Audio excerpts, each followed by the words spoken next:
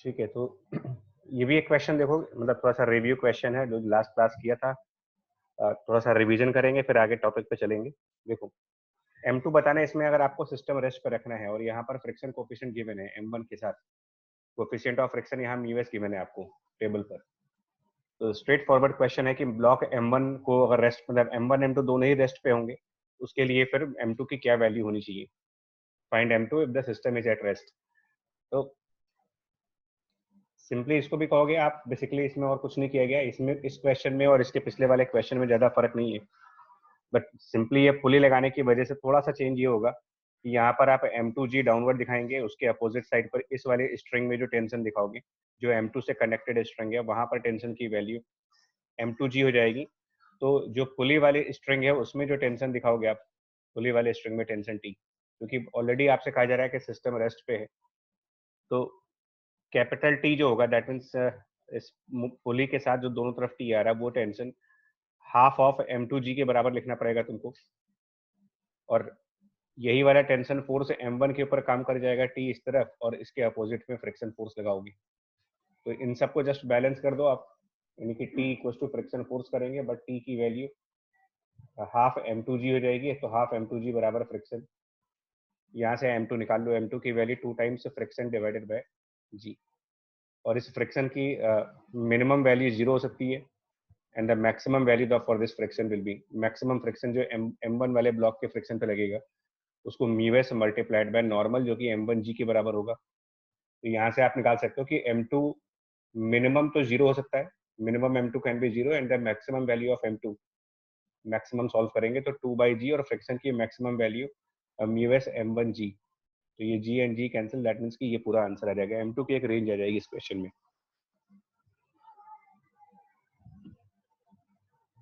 Same question यहाँ पर है, एक और सिमिलर क्वेश्चन है, find M2 if system remains motionless. तो M1 इंक्लाइंड प्लेन के ऊपर है और M2 एयर में है, ठीक है जी। और इसमें बताना है आपको कि सिस्टम अगर मोशनलेस है तो क्या कंडीशंस आएंगी, ठीक है।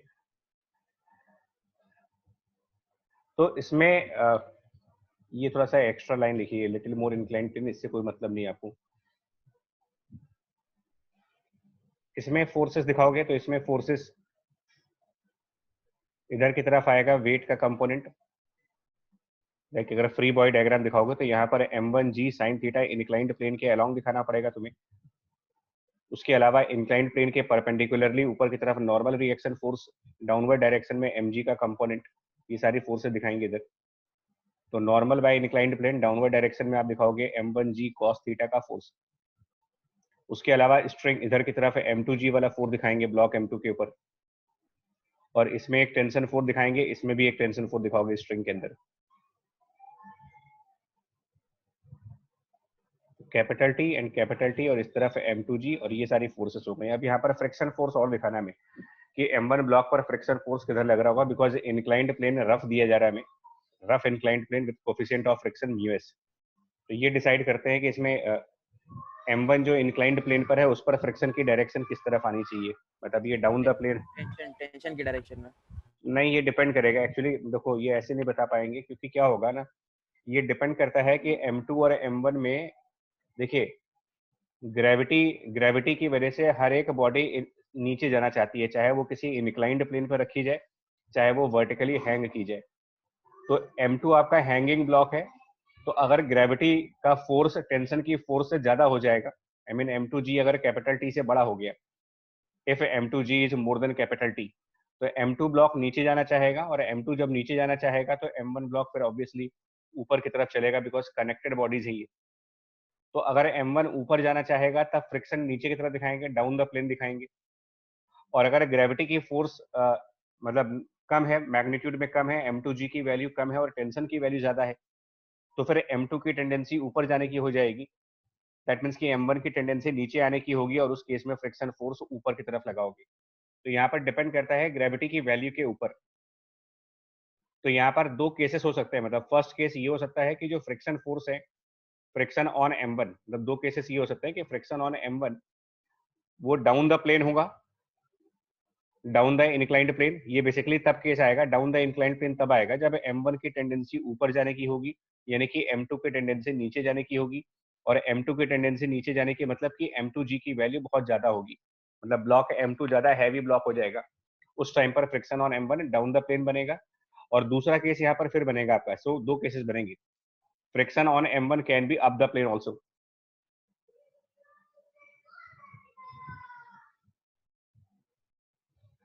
तो दोनों केसेस के हिसाब से चलेंगे। पहले वाले केस को सॉल्व करते हैं कि friction on M1 is down the plane, नीचे की तरफ फ्रिक्शन दिखाओ उसमें, फर्स्ट केस को सॉल्व करेंगे तो डाउनवर्ड डायरेक्शन में अगर हम फ्रिक्शन दिखाएंगे इस पे F, friction down the plane, लेकिन उसके बाद भी बॉडी मोशनलेस है, टेंडेंसी ऊपर जाने की है, बट अल्टीमेटली सिस्टम मोशन कर नहीं रहा है, रेस्ट पे है। तो रेस्ट पे होने के लिए कैपिटल T और M2G को बराबर करेंगे, मतलब फर्स्ट इक्वेशन लगाओगे T बराबर M2G फर्स्ट इक्वेशन, और M1 वाले ब्लॉक के लिए जब रेस्ट पे रखेंगे तो ऊपर की साइड जो T लग रहा है इक्वल टू डाउनवर्ड डायरेक्शन में स्मॉल f फ्रिक्शन वैल्यू और प्लस M1G साइन थीटा। इससे पहले फ्रिक्शन की वैल्यू कैलकुलेट करेंगे कैपिटल T, और कैपिटल T की जगह M2G रखेंगे यहाँ पर कैपिटल T की जगह, तो ये हो जाएगा M2G minus M1G sine of theta friction की वैल्यू। और ये जो फ्रिक्शन की वैल्यू निकल रही है that means M2 minus M1G sine theta है, इसका आंसर ये दोगे M2 minus M1 sine theta whole multiplied by G, value of friction force. इसकी वैल्यू जो भी आ रही है फ्रिक्शन की, ये एक रेंज को सेटिस्फाई करना चाहिए कि अगर इस फ्रिक्शन की वैल्यू इतनी निकाली है तो ये जीरो से तो ज्यादा होना चाहिए और ये लेस होना चाहिए mu S multiplied by the normal force के थ्रू। तो इससे क्या होगा ना, M2 की एक रेंज आएगी एक्चुअल में, ठीक है जी, M2 की एक रेंज आएगी, मतलब बिकॉज लेफ्ट साइड पर जीरो वाली इनइक्वलिटी होगी और राइट साइड पर मैक्सिमम फ्रिक्शन वाली इनइक्वलिटी चलेगी। तो जो लेफ्ट साइड वाली इनइक्वलिटी है, जीरो वाली इनइक्वलिटी, उसके हिसाब से तो ये बन जाएगा कि M2 should be more than M1 sine theta, left side inequality, zero वाली इनइक्वलिटी को जब सॉल्व करेंगे, और राइट साइड वाली इनइक्वलिटी को जब सॉल्व करेंगे, इनइक्वलिटी जो राइट साइड की तरफ दिख रही है, तो उससे ये आएगा कि M2 should be less than equal to mu S, normal की वैल्यू पुट करोगे तो वहां पर M1G cos थीटा और ये माइनस M1 साइन थीटा और G, तो उधर जाकर के प्लस M1G साइन थीटा, और सबको G से डिवाइड करेंगे तो बेसिकली ये G कैंसिल आउट कर जाएंगे, that means total divided by G। तो एक बार करना है, मैंने डायरेक्ट करने की कोशिश की है, मैंने दोनों इनइक्वलिटी एक साथ सॉल्व की है। एक पहले आप ये वाली इनइक्वलिटी सॉल्व करें जीरो वाली, और एक बार हम ये वाली इनइक्वलिटी सॉल्व करेंगे M2 minus M1 sine theta multiplied by G is less than और equal to mu S multiplied by normal. तो इससे M2 की एक मिनिमम वैल्यू मिलेगी और M2 की एक मैक्सिमम वैल्यू मिल जाएगी कि कहां से कहां का रेंज होना चाहिए उसका। एंड फाइनली सेकंड केस में जब फ्रिक्शन ऑन M1 ऊपर की तरफ दिखाएंगे, सेम डायग्राम में फ्रिक्शन नीचे दिखाने की बजाय जब फ्रिक्शन आप ऊपर की तरफ दिखा दो तो यहीं पर फर्क पड़ेगा। ये जो फ्रिक्शन फोर्स हम डाउनवर्ड दिखा रहे हैं, अगर इसको डाउनवर्ड की बजाय हम ऊपर की तरफ दिखाना स्टार्ट कर दे तो आप खुद समझ सकते हो कि क्या फर्क पड़ेगा। अगर फ्रिक्शन ऊपर की तरफ लग रहा होगा तो उसका इम्पैक्ट ये आएगा कि वो टेंशन के साथ ऐड हो जाएगा और M1G साइन थीटा से बैलेंस होगा, यानी कि तब हमारी इक्वेशंस बदल जाएंगी। तब एक इक्वेशन बनेगी T equal to M2G first equation, second equation जो यहाँ पर थी T equal to F plus M1G sine theta, ये इक्वेशन चेंज कर जाएगी। इसके अंदर F mg साइन थीटा से ऐड हो रहा था क्योंकि तब फ्रिक्शन नीचे लग रहा था, अभी फ्रिक्शन ऊपर की तरफ लग रहा है, तो T प्लस F लिखाओ, यानी T प्लस फ्रिक्शन और बराबर M1G sine of theta, second equation कह सकते हो। इसमें T की वैल्यू रिप्लेस करेंगे, फिर से सेम प्रोसेस है, फ्रिक्शन कैलकुलेट करेंगे, फ्रिक्शन की वैल्यू बनेगी M1G sine theta and minus M2G, ये फ्रिक्शन की वैल्यू बनेगी। और जो ये वैल्यू फ्रिक्शन की बन रही है, फिर ये उस कंडीशन को सेटिस्फाई करना चाहिए कि जो भी आपने फ्रिक्शन की वैल्यू निकाली है दैट मींस कि M1 sine theta minus M2 into G, फिर वही चीज करेंगे, ये जीरो से बड़ा नंबर होना चाहिए और लेस होना चाहिए mu S multiplied by normal, जिसको मैं directly M1G cos theta put कर रहा हूँ, इससे भी आएगा। तो एक बार ये जीरो वाली इनइक्वलिटी, एक बार ये जीरो वाली इनइक्वलिटी और एक बार इधर वाली इनइक्वलिटी।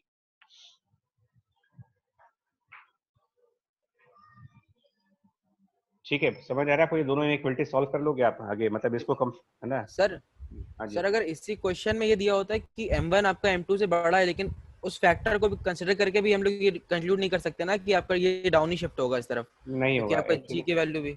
नहीं जी की वैल्यू का प्रॉब्लम नहीं है। देखो होता क्या है इसमें, अगर हम ऐसे पूरा तुमको समझाना चाहें कि क्या होगा, देखो इसको प्रॉपर ऐसे देखें, इस सिस्टम को अलग से देखें, तो ये डिपेंड करता है जानते हो किसके ऊपर। देखिए m2g मतलब जो आप कह रहे हो ये m2g का मतलब पुल बाय द ग्रेविटी है, मतलब इस तरफ एक ग्रेविटी का पुल है, पुल बाय ग्रेविटी, और m1 के ऊपर इंक्लाइंड प्लेन की तरफ ग्रेविटी का पुल है।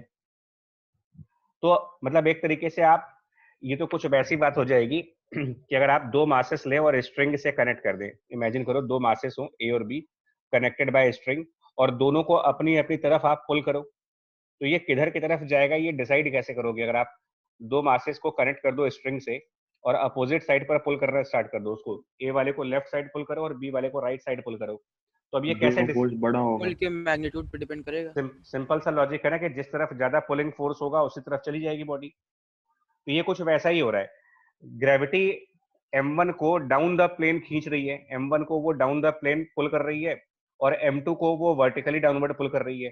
तो हमको देखना पड़ेगा कि कौन सा पुलिंग फोर्स ज्यादा है इसमें से। अगर m2g वाला पुलिंग फोर्स m1g वाले पुलिंग फोर्स से ज्यादा है, मतलब m1g sin थीटा वाले फोर्स से ज्यादा है, सुनना फिर से, अगर m2g की वैल्यू बड़ी है किससे, m1g से कंपेयर नहीं करना आपको, देखो इनक्लाइंड प्लेन पर आपको m1g से कंपेयर नहीं करना होता है, इनक्लाइंड प्लेन पर m1g के कंपोनेंट से कंपेयर करोगे आप, यानी कंपैरिजन होगा between m2g and m1g sin theta से। तो अगर m2g की वैल्यू बड़ी है in comparison with m1g sin theta, तो ये कौन सा केस हुआ, फर्स्ट वाला केस हो जाएगा या सेकंड वाला केस बन जाएगा? अगर m2g एक्सीड कर जाता है फ्रॉम m1g sin थीटा की वैल्यू से, तो इसका मतलब m2 की टेंडेंसी तब किस तरफ जाने की हो जाएगी? सर डाउन द मतलब इधर आएगा, ये लेफ्ट साइड पे m2g नीचे आएगा। तो m2 नीचे आने का मतलब जो m1 वाला ब्लॉक है उसकी टेंडेंसी इंक्लाइंड प्लेन के ऊपर चलने की है या इंक्लाइंड ऊपर प्लेन के चलने की सर, ऊपर ऊपर चलने चलने की? की। ऊपर। यानी फ्रिक्शन नीचे लगेगा फिर, जी सर। है ना? यानी कि जो फर्स्ट केस है वो बेसिकली तब होगा जब आप ये कहोगे कि m2 बड़ा होना चाहिए किससे, m1 sin थीटा से, तभी होगा ये। तो वो तो मेरा प्रूफ करके आ भी रहा है यार, ये देखो ना यहाँ पर यही चीज तो प्रूफ हो रही है, m2 is more than m1 sin नहीं थीटा है। सर, ये डाउट नहीं था मेरा डाउट ये था कि अगर जैसे मतलब क्वेश्चन में गिवन जो होता है आपको ये दे दे कि m1 is greater than m2, sir m1 का कोई कंपोनेंट नहीं बढ़ा हो, हम कह रहे हैं m1 is greater than m2, तो फिर ये हम लोग नहीं, कंक्लूजन नहीं निकल सकते हैं, जी सर। थीटा भी चाहिए, m1 के साथ थीटा की वैल्यू भी चाहिए होगी। अच्छा सर, ठीक है सर। मैं वही वही तो समझा रहा हूँ कि अगर देखिए एक और चीज समझो ना, अगर अगर m2 बराबर m1 sin थीटा हो जाए, सपोज करो m2 equal to m1 sin theta, imagine करो m2 equal to m1 sin theta हो, तो चाहे आप केस 1 लो चाहे केस 2 लो, if m2 equal to m1 sin theta, क्या आएगा फ्रिक्शन की value, m2g minus m1g sin theta करो। 0 आएगी। हाँ, तो अगर m2 बराबर m1 sin थीटा है तो डेफिनेटली की फ्रिक्शन लगेगा ही नहीं इस ब्लॉक के ऊपर, सरफेस को रफ होने दीजिए, कोई दिक्कत नहीं है, रफ सरफेस होने के बावजूद भी फ्रिक्शन फोर्स काम नहीं करेगा इसमें, अगर m2 equal to m1 sin theta है तो। यानी कि फ्रिक्शन के एक्ट करने की कंडीशन ये है कि या तो m2 m1 sin थीटा से ज्यादा हो या फिर m2 m1 sin थीटा से कम हो। तो सर, एक, हाँ सर फ्रिक्शन एक्ट नहीं करेगा या फिर बैलेंस हो जाएगा? तो एक्ट जीरो, एक्ट ही नहीं करेगा, जीरो। देखिए ये पॉइंट भी सर समझ, ऐसा कैसे हो सकता है रफ में? नहीं क्यों, फ्रिक्शन तो हमेशा कहा गया, डे 1 के लेक्चर में मैंने यही कहा था कि बॉडी रफ सरफेस पर अगर रेस्ट पे है और हम उसको अगर चलाए ही ना, हम कोई फोर्स ही नहीं लगाए उसको चलाने के लिए, तब तो फ्रिक्शन नहीं लगेगा ना। तो इसमें होगा क्या कि हाँ, एक्चुअली को होगा क्या कि अगर m2 बराबर m1 sin थीटा हो गया ना, इफ मतलब न्यूमेरिकल वैल्यू जैसे मान ली जाए कि m2 की वैल्यू m1 sin थीटा से मैच कर जाती है, तो हुआ क्या कि m1g sin थीटा को टेंशन फोर्स ने बैलेंस कर दिया, टेंशन और m1g sin थीटा तो बैलेंस हो गए, और इधर टेंशन और m2g बैलेंस हो गए। आप ऐसे सोचो, अच्छा क्या क्या ऐसा कभी नहीं हो सकता कि सर समझ गया मैं, समझ। है ना, ऐसा हो सकता है ना कि टेंशन फोर्स m2g को बैलेंस कर दे और वही tension force m1g sin theta को भी बैलेंस कर दे? क्या ये पॉसिबल नहीं है कि सेम टेंशन फोर्स दोनों ब्लॉक्स के वेट को बैलेंस करे? बिल्कुल पॉसिबल है। कब हो सकता है। कब हो सकता है? अगर आप m2 बराबर m1g sin थीटा कह रहे हो, अगर m2g बराबर m1g sin थीटा कह रहे हो, तो इसका मतलब क्या हुआ left side tension force m2g को बैलेंस कर देगा और right side tension force m1g sin theta को बैलेंस कर देगा। अब मास m1 के ऊपर टेंशन और ग्रेविटी जब बैलेंस हो जाए तो कोई अनबैलेंस फोर्स तो बचा ही नहीं, और जब कोई अनबैलेंस फोर्स नहीं बचा और बॉडी मोशन में भी नहीं है तो फ्रिक्शन फोर्स क्यों लगाओगे फिर आप उस पर? नहीं है समझ में बात? जी सर, आ गया सर, आ गया। सर आ गया है ना कि मैं बार बार कह रहा हूँ बच्चा कि सरफेस रफ होने से फ्रिक्शन के लगने की गारंटी नहीं आती कोई, इसको भूल जाओ, वो देखना पड़ता है कंडीशंस के ऊपर। अच्छा, अगर मैं एक क्वेश्चन लूं अभी आपको, देखो ठीक है, और एक क्वेश्चन लेते हैं, ठीक है। अब थोड़ा सा देखो, इसमें हमारे पास पहले से तो फिगर बना हुआ नहीं है तो फिगर बनाते हैं इसमें। चलिए, पहले से प्रीपेड नहीं है हमारे पास ना, एनीवे तो इससे भी काम चल जाएगा हमारा, ठीक है। देखो ये मान लो अगर आपके पास ऐसे दो ब्लॉक्स हो ना और ये कनेक्टेड हो by the string, two blocks connected by the string. ये इसी डाउट से मैंने क्वेश्चन उठाया है, अभी जो डाउट आपने पूछा था ना, एक्चुअली इस डाउट को क्लेरिफाई करने के लिए मैं इस क्वेश्चन को ले रहा हूँ। ये दो ब्लॉक्स हैं जो स्ट्रिंग से मान लीजिए कनेक्टेड हैं और वो किसी हॉरिजॉन्टल सरफेस पर रखे गए हैं, मतलब किसी ग्राउंड पे मान लेते हैं इनको, प्लेस्ड ऑन द ग्राउंड का केस है। और हमने क्या किया, राइट वाले ब्लॉक को पुल करना स्टार्ट किया, जो राइट मोस्ट ब्लॉक है उसको आप पुल करो, इस पर एक फोर्स एफ लगाओ, पुलिंग फोर्स। और ये मासेस आपको दे रखे हैं, m1 मास दे रखा है, यहाँ पर m2 मास दे रखा है। कोफिशिएंट ऑफ फ्रिक्शन m2 वाले ब्लॉक के लिए μ2 और कोफिशिएंट ऑफ फ्रिक्शन m1 वाले ब्लॉक के लिए μ1। और यहाँ पर ये कनेक्टेड है बाय द आइडियल स्ट्रिंग, ये मान के चलना है आप, ये आइडियल स्ट्रिंग का सिस्टम देते हो आप। और ये आपसे कहा जा रहा है कि इनिशियली ये दोनों रेस्ट पे हैं, so initially masses are at rest. Question की लैंग्वेज बड़ी इंपॉर्टेंट है यहाँ पर, initially masses are at rest, no tension in the string, मतलब पहले जब ये स्ट्रिंग से कनेक्टेड थे तो उस समय कोई टेंशन नहीं था, no tension in the string. Now m1 is pulled, ठीक है ना। अब मैंने यहाँ तक लैंग्वेज लिख दी, बाकी आप समझ जाना, बाकी सब डायग्राम में लिखा हुआ है कि now m1 is pulled. That means कि ये पुलिंग फोर्स लगाने से पहले का स्टेटस, मतलब उसकी हिस्ट्री पता होनी चाहिए थी इस केसेस में कि हिस्ट्री में क्या था, पास्ट में क्या था। तो पास्ट में m1 m2 दोनों रेस्ट पे थे और बीच में जो रस्सी थी उसमें कोई टेंशन फोर्स नहीं थी, मतलब वो स्लैक रही होगी, विदाउट टेंशन फोर्स रही होगी, ऐसे मान लीजिए। और कोफिशिएंट ऑफ फ्रिक्शन है μ1 एंड μ2। अब जाकर के आपने क्या किया, m1 को पुल करना स्टार्ट कर दिया।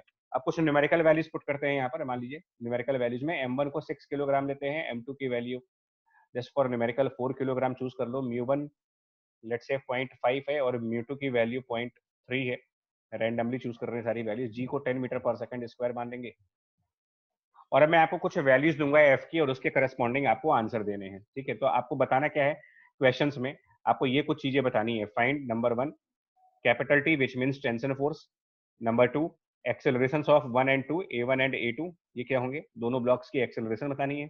And third friction on the block 1 and the friction on block 2 f1 f2, that means की फ्रिक्शन दोनों ब्लॉक के ऊपर कितना लग रहा होगा। ये 3 क्वेश्चंस हैं आपके। If capital F equal to, अब आप इसके कई सारे केसेस मानेंगे। इफ सपोज करो ए पार्ट कैपिटल एफ की जो वैल्यू है वो 10 न्यूटन की है, बी पार्ट कैपिटल एफ की वैल्यू कुछ मान लीजिए 15 न्यूटन की है, रैंडमली चूज कर रहे हैं। अब ठीक है, ये मतलब 15 क्या बेसिकली कुछ और मान लेते 35 न्यूटन मान लेते हैं, चलिए। C part F equal to कुछ मान लो 70 न्यूटन है, ऐसे मतलब कोई भी वैल्यू हो सकती है। चलिए ट्राई करते हैं इसको क्या होगा आंसर। तो भाई मैकेनिक्स में ऑब्जर्वेशन और रीडिंग दो ही पार्ट्स मेन है। क्वेश्चन में ऑब्जर्वेशन करना मतलब सिचुएशन को रियल लाइफ से कनेक्ट करना, और क्वेश्चन की लैंग्वेज को प्रॉपर तरीके से पढ़ना, ये दो बातें मेन है। फॉर्मूले के नाम पर बहुत ज्यादा कुछ है नहीं इसमें हमारे पास। तो ये जो लाइन बोल रहा हूं मैं आपसे कि initially masses are at rest and no tension is in the string. तो आप मुझे अब आप ये बताओ कि स्ट्रिंग में टेंशन फोर्स अपीयर कब होती है, मतलब कोई स्ट्रिंग में टेंशन फोर्स कब आती है। स्ट्रिंग और स्प्रिंग, उसको कोई से कुछ पुल मिले, एक्सटर्नल पुल जब मिले, पुल मिले। स्ट्रिंग और स्प्रिंग में फोर्सेस तभी आती हैं जब आप उसको बाहर से पुल करो आप उसको। तो स्ट्रिंग पर कौन सा पुलिंग फोर्स लगेगा, स्ट्रिंग में अगर पहले टेंशन फोर्स नहीं है तो क्या बाद में टेंशन फोर्स आएगी। Initially no tension in the string कह रहे हैं अगर आपसे, आएगी पक्का। क्या क्या वो जो कैपिटल एफ है उसने स्ट्रिंग को पुल किया है। अब इसको समझो आप कि जो सर, कैपिटल एफ का, जरूरी नहीं है, फ्रिक्शन से बैलेंस हो सकता है। राइट, कि जो कैपिटल एफ फोर्स है, क्या देखिए पुलिंग फोर्स करने का मतलब एक कांटेक्ट फोर्स होता है। स्ट्रिंग को पुल करने के लिए आप स्ट्रिंग के कांटेक्ट में जाओ। क्या कैपिटल एफ स्ट्रिंग के कांटेक्ट में है? सिंपल सा आंसर देना है आपको, यस और नो करके बताइए। कैपिटल एफ नो का सर, कांटेक्ट क्या स्ट्रिंग से है? M1 के साथ है सर। नहीं है। तो इसका मतलब आपने स्ट्रिंग को नहीं पुल किया है, आपने ब्लॉक M1 को पुल किया है। स्ट्रिंग का कांटेक्ट M1 के साथ है, ना कि इस कैपिटल एफ फोर्स के साथ है। तो स्ट्रिंग पुल होगा या नहीं होगा वो डिपेंड करता है कि M1 जो है वो आगे जाना चाहता है कि नहीं जाना चाहता है। कहने का मतलब क्या है कि जब तक आप ये फोर्स फ्रिक्शन M1 का जो फ्रिक्शन है, मतलब ब्लॉक M1 के फ्रिक्शन की मैक्सिमम वैल्यू, तो ब्लॉक M1 के नीचे जो फ्रिक्शन लगेगा उसकी मैक्सिमम वैल्यू अगर आप कैलकुलेट करो यहाँ पर कि मैक्सिमम फ्रिक्शन यहाँ पर क्या हो सकता है, मैक्सिमम F1 M1 के नीचे, तो उसका कोफिशिएंट ऑफ फ्रिक्शन दे रखा है 0.5, म्यू1 दे रखा है। Normal reaction force M1 block के लिए कैलकुलेट किया जा सकता है, उसका मास 6 किलोग्राम दे रखा है और जी की वैल्यू 10 दे रखी है। कितना बन जाएगा यार इससे मैक्सिमम फ्रिक्शन ब्लॉक M1 के 30 ऊपर? 30 जी 30। तो जब तक आप 30 न्यूटन से ज्यादा का फोर्स लगाओगे नहीं, क्या तब तक स्ट्रिंग में टेंशन फोर्स अपीयर होगी? नो सर, नो और सर। क्यों नहीं होगी? वो उसको ही सर अपोज क्योंकि कर रहा फ्रिक्शन बैलेंस कर देगा, राइट। Static friction. अब की बार टेंशन अपीयर नहीं होगा। आप बहुत केयरफुली सुनना बच्चे इसको। इस क्वेश्चन में मैं आपसे क्या कह रहा हूं कि पहले टेंशन फोर्स अपीयर करेगा एमजी को, टेंसन फोर्स एमजी को बैलेंस करेगा, और अगर टेंशन एमजी को बैलेंस कर देगा तो फ्रिक्शन नहीं आएगा फिर। अब उल्टा बोल रहा हूं। अब मैं आपसे क्या कह रहा हूं कि जो आप फोर्स लगा रहे हो उसको पहले फ्रिक्शन बैलेंस कर देगा, और जब वो बैलेंस हो जाएगा तो टेंशन फोर्स अपीयर नहीं होगी। जी सर, दोनों में फर्क समझ में आ रहा है? जी सर। Yes sir. लेकिन क्यों कह रहे हो ऐसा? मतलब यहाँ पर आप क्यों, किस लॉजिक से कह रहे हो? यहाँ पॉइंट नहीं ऑफ सुन, कांटेक्ट पे डिपेंड करेगा ये। नहीं, वो पॉइंट ऑफ कांटेक्ट पे तो करेगा। मैं सिर्फ ये कह रहा हूँ कि कभी आप कह रहे हो कि टी आएगा और फ्रिक्शन नहीं आएगा, और वहां कह रहे हो कि फ्रिक्शन आएगा टी नहीं आएगा। तो ये मतलब क्या है, मतलब इसके पीछे की एक्चुअल कहानी क्या चल रही है? सर एफ की वैल्यू पर डिपेंड करेगा। एफ की वैल्यू पर, हाँ ठीक है, कह सकते हैं बिल्कुल। एफ की नहीं, देखो मैं बेस कह सकता हूँ कि अगर आपके पुल करने से, अगर देखो जिस टाइम आप पुलिंग फोर्स लगा रहे हो ना, उससे अगर स्ट्रिंग में टेंशन आ रही है तो पहले आप टेंशन को और पुलिंग फोर्स को बैलेंस करिए। अगर वो बैलेंस नहीं हो पाते हैं तो फ्रिक्शन फोर्स आएगा। इस क्वेश्चन में टेंशन फोर्स जीरो हो ही नहीं सकता कभी। इस फिगर में टेंशन फोर्स कभी जीरो होगा ही नहीं। रीजन बीइंग कि जो M2 वाला ब्लॉक है उसको बैलेंस करने के लिए तो टेंशन आएगा ही आएगा। Yes sir. तो हाँ, तो जिस क्वेश्चन में अगर टेंशन की कंफर्मेशन आपको मिल जाए कि टेंशन फोर्स अपीयर होना ही है, तो वहां पर आप ये देख लो कि क्या वो टेंशन फोर्स mg को बैलेंस कर रहा है। अगर वो कर देगा तो राइट साइड M1 ब्लॉक के लिए फ्रिक्शन फोर्स नहीं काम करेगा। और अगर वो टेंशन जो इंक्लाइंड प्लेन पर ब्लॉक रखा है आपने, उसके M1g sin थीटा से ज्यादा है या उससे कम है, तो उसी के हिसाब से फ्रिक्शन की डायरेक्शन ऊपर की तरफ या नीचे की तरफ लगेगी। क्योंकि इसमें टेंशन फोर्स गारंटीड आएगा, 100% आएगा। लेकिन यहाँ पर लैंग्वेज बदली है मैंने। मैं इसीलिए बार बार कह रहा हूँ कि क्वेश्चन हो सकता है कि तीसरा क्वेश्चन कुछ अलग आ जाए, तो आप इसको रटो नहीं, कि मतलब रटना नहीं है कि यार इस क्वेश्चन में ये किया था, इस क्वेश्चन में ये किया था, अगले क्वेश्चन में ये किया था, बिकॉज नंबर ऑफ क्वेश्चन तो बदलते रहेंगे भाई। आप इस लॉजिक को समझो कि क्योंकि पहले से टेंशन नहीं था, तो पहले हमें टेंशन फोर्स जनरेट करनी पड़ेगी, और टेंशन फोर्स जनरेट करने के लिए आपको स्ट्रिंग को पुल करना पड़ेगा, ब्लॉक को नहीं। कैपिटल एफ से तो आपने ब्लॉक पुल किया था, स्ट्रिंग को पुल करना पड़ेगा, और स्ट्रिंग तब पुल हो पाएगा जब ये M1 ब्लॉक फॉरवर्ड जाए। लेकिन M1 ब्लॉक फॉरवर्ड तभी जा सकता है जब आप ग्राउंड के फ्रिक्शन को ओवरकम कर जाएं। यानी कि जो ए वाला पोर्शन है उसमें आंसर बताना है। ए वाले पोर्शन में अगर आप F इक्वल टू 10 न्यूटन लगा रहे हो, जो कि लेस देन मैक्सिमम फ्रिक्शन से है, मैक्सिमम फ्रिक्शन ऑन M1, क्या रिजल्ट होगा इसका? रेस्ट पे रहेगा सिस्टम। रेस्ट, ठीक है। यानी M1 remains at rest, number 1 point हो गया ना। M1 remains at rest, point number 1, okay.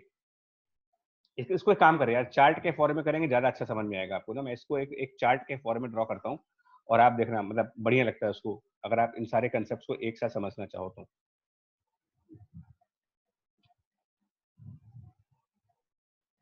Table के फॉर्म में ना हम सारा कंसेप्ट से क्लियर कर देते हैं एक बार में, तो मल्टीपल डायग्राम्स नहीं बनाने पड़ेंगे आपको। चलो ये बताओ, आपको तीनों केसेस लेते हैं, मतलब F इक्वल टू 10 न्यूटन का एक केस है, F इक्वल टू 35 न्यूटन का एक केस है, और F इक्वल टू 70 न्यूटन का एक केस है। चलो आप मुझे ये सब बताना, फ्रिक्शन की वैल्यू ब्लॉक नंबर 1 पे, टेंशन की वैल्यू, फ्रिक्शन की वैल्यू ब्लॉक नंबर 2 पे, और एक्सेलरेशन A1 की वैल्यू, और एक चीज और बताइए आपकी एक्सेलरेशन A2 की वैल्यू। ये 5 चीजें जो पूछी जाएंगी, और क्या पूछोगे आप, इससे ज्यादा कुछ पूछने लायक है भी नहीं इस क्वेश्चन में, इससे ज्यादा क्या पूछ सकते हैं। एनीवे फ्रिक्शन बताओ, 10 न्यूटन वाले केसेस में क्या लिखोगे? 10 न्यूटन का फोर्स अगर आप लगा रहे हो तो फ्रिक्शन कितना लगेगा? उसकी मैक्सिमम वैल्यू 30 न्यूटन कह रहे हो आप, 10 लगेगा। 10। लेकिन हाँ फ्रिक्शन सेल्फ एडजस्टेबल है, तो 10 न्यूटन का राइट साइड फोर्स लगाएंगे तो friction force left side direction में सिर्फ 10 न्यूटन लगेगा। 10 न्यूटन, तो 10 न्यूटन फ्रिक्शन आ गया, और उसने क्या किया, आपके अप्लाइड फोर्स को बैलेंस कर दिया। जितना फोर्स आप राइट साइड लगा रहे हो वो फ्रिक्शन से बैलेंस हो गया, नेट फोर्स 0 हो गया। तो इसका मतलब अब M1 आगे जाएगा नहीं, और जब तक वो आगे जाएगा नहीं तब तक वो स्ट्रिंग टेंशन में नहीं आएगी, क्योंकि पहले वो टेंशन में थी नहीं, फोर्स लगाने से पहले उसमें टेंशन नहीं थी, यानी कि फोर्स लगाने से पहले स्ट्रिंग स्लैक थी, टेंशन नहीं थी मतलब स्लैक थी। तो पहले जो स्ट्रिंग स्लैक यानी कि लूज थी, ढीली पड़ गई थी, उसको पहले टाइट करो। टाइट करने के लिए M1 को मोशन करना पड़ेगा। अब जब टेंशन फोर्स, इसका मतलब आंसर हो गया कि टेंशन फोर्स 0 आएगा इस क्वेश्चन में, स्ट्रिंग में कोई टेंशन फोर्स नहीं आएगी। अब M2 ब्लॉक पे आओ, M2 ब्लॉक का मोशन अगर होगा तो टेंशन की वजह से ही हो सकता है, क्योंकि M2 पर बाहर से तो कोई फोर्स आ नहीं रही है। अगर M2 ब्लॉक चलेगा तो उसके चलने का सिर्फ एक रीजन हो सकता है, M2 पर लगने वाला टेंशन फोर्स, और कुछ नहीं हो सकता। लेकिन जब टेंशन फोर्स 0 आ चुका है आपका फर्स्ट केस में, यानी कि यहाँ पर T बराबर 0 कह रहे हो फर्स्ट केस के हिसाब से, तो यानी M2 के ऊपर तो हम कोई फोर्स लगा नहीं रहे, तो ठीक है, भले M2 के नीचे आप रफ सरफेस कह रहे हो, M2 के नीचे की सरफेस रफ जरूर है, लेकिन M2 पर कोई एक्सटर्नल फोर्स काम नहीं कर रहा। कितना फ्रिक्शन दिखाओगे यहाँ पर? 0, और एक्सेलरेशन 0 हो गई। भाई रफनेस होना फ्रिक्शन की गारंटी नहीं है, मैं बार बार कह रहा हूं, अनलेस अनटिल आप उसके ऊपर कुछ फोर्सेस अप्लाई करें, और उसके बाद अगर बॉडी रेस्ट पे है, फोर्सेस लग रही हैं और फिर भी बॉडी रेस्ट पे है, तब आप फ्रिक्शन दिखाइए। 35 न्यूटन की फोर्स पे आते हैं। 35 न्यूटन के फोर्स पे क्या होगा कि कैपिटल F अगर 35 न्यूटन है, मतलब कैपिटल F की वैल्यू 35 न्यूटन, तो आपने M1 के मैक्सिमम,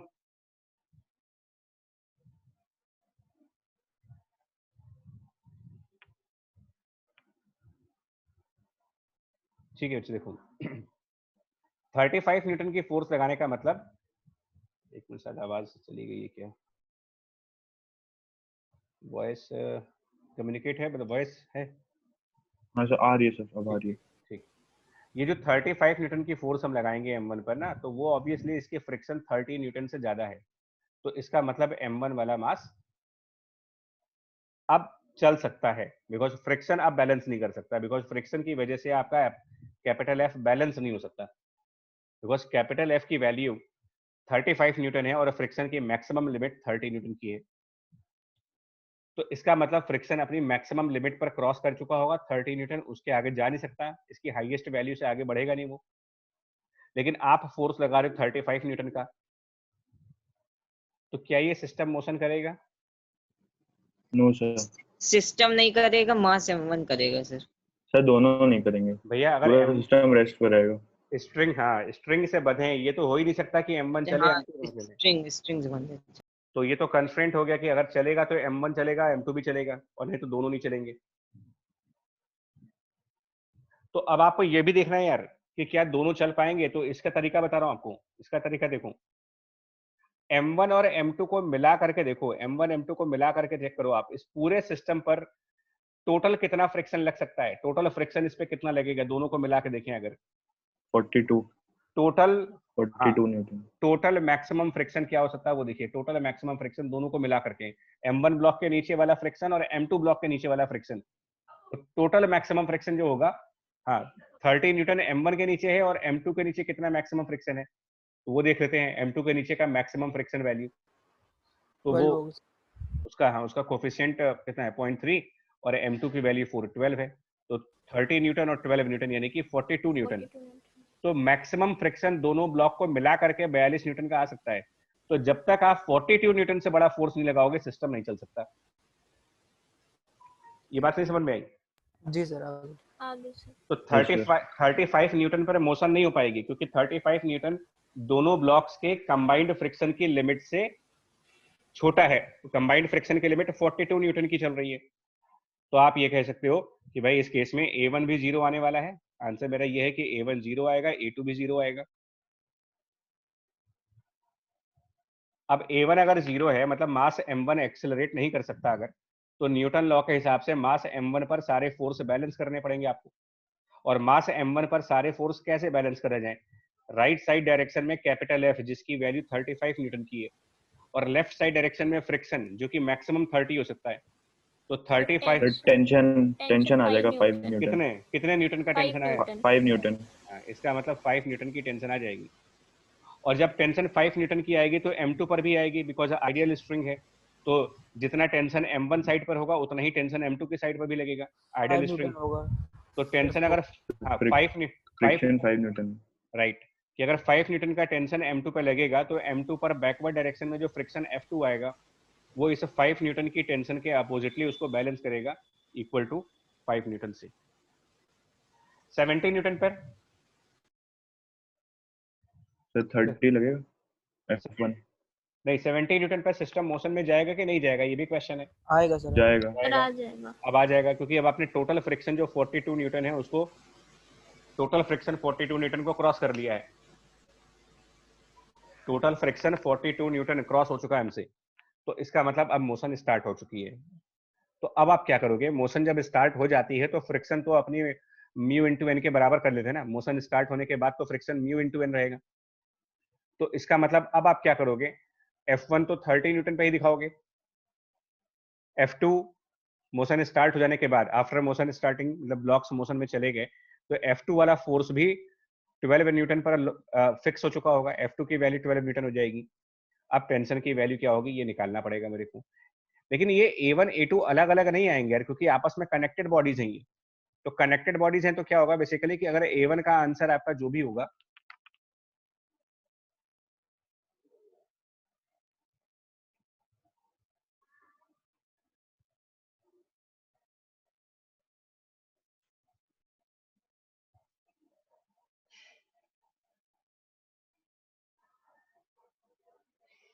देखो क्या इक्वेशन बनाएंगे टेंशन वगैरह निकालने के लिए। अभी इक्वेशंस क्या बनाएंगे यार, देखो। तो अब आपको न्यूटन लॉ की इक्वेशन बनानी पड़ेंगी। न्यूटन लॉ इक्वेशंस कैसे बनाओगे, बिकॉज अब सिस्टम मोशन में चल रहा है। तो न्यूटन लॉ इक्वेशंस यहाँ पर कैसे बनाएंगे, देखो। मास M1 के लिए, फॉर M1 मास, मतलब आप F equal to M A वाली इक्वेशन लगाएंगे, F equal to M A. तो मास M1 के लिए राइट साइड डायरेक्शन में कैपिटल F जिसकी वैल्यू है 70, उसके अपोजिट साइड पर फ्रिक्शन जिसकी वैल्यू है 30 और माइनस T, ये हो गया total force, equal to mass M1 6 kilogram का है और multiplied by acceleration A, first equation.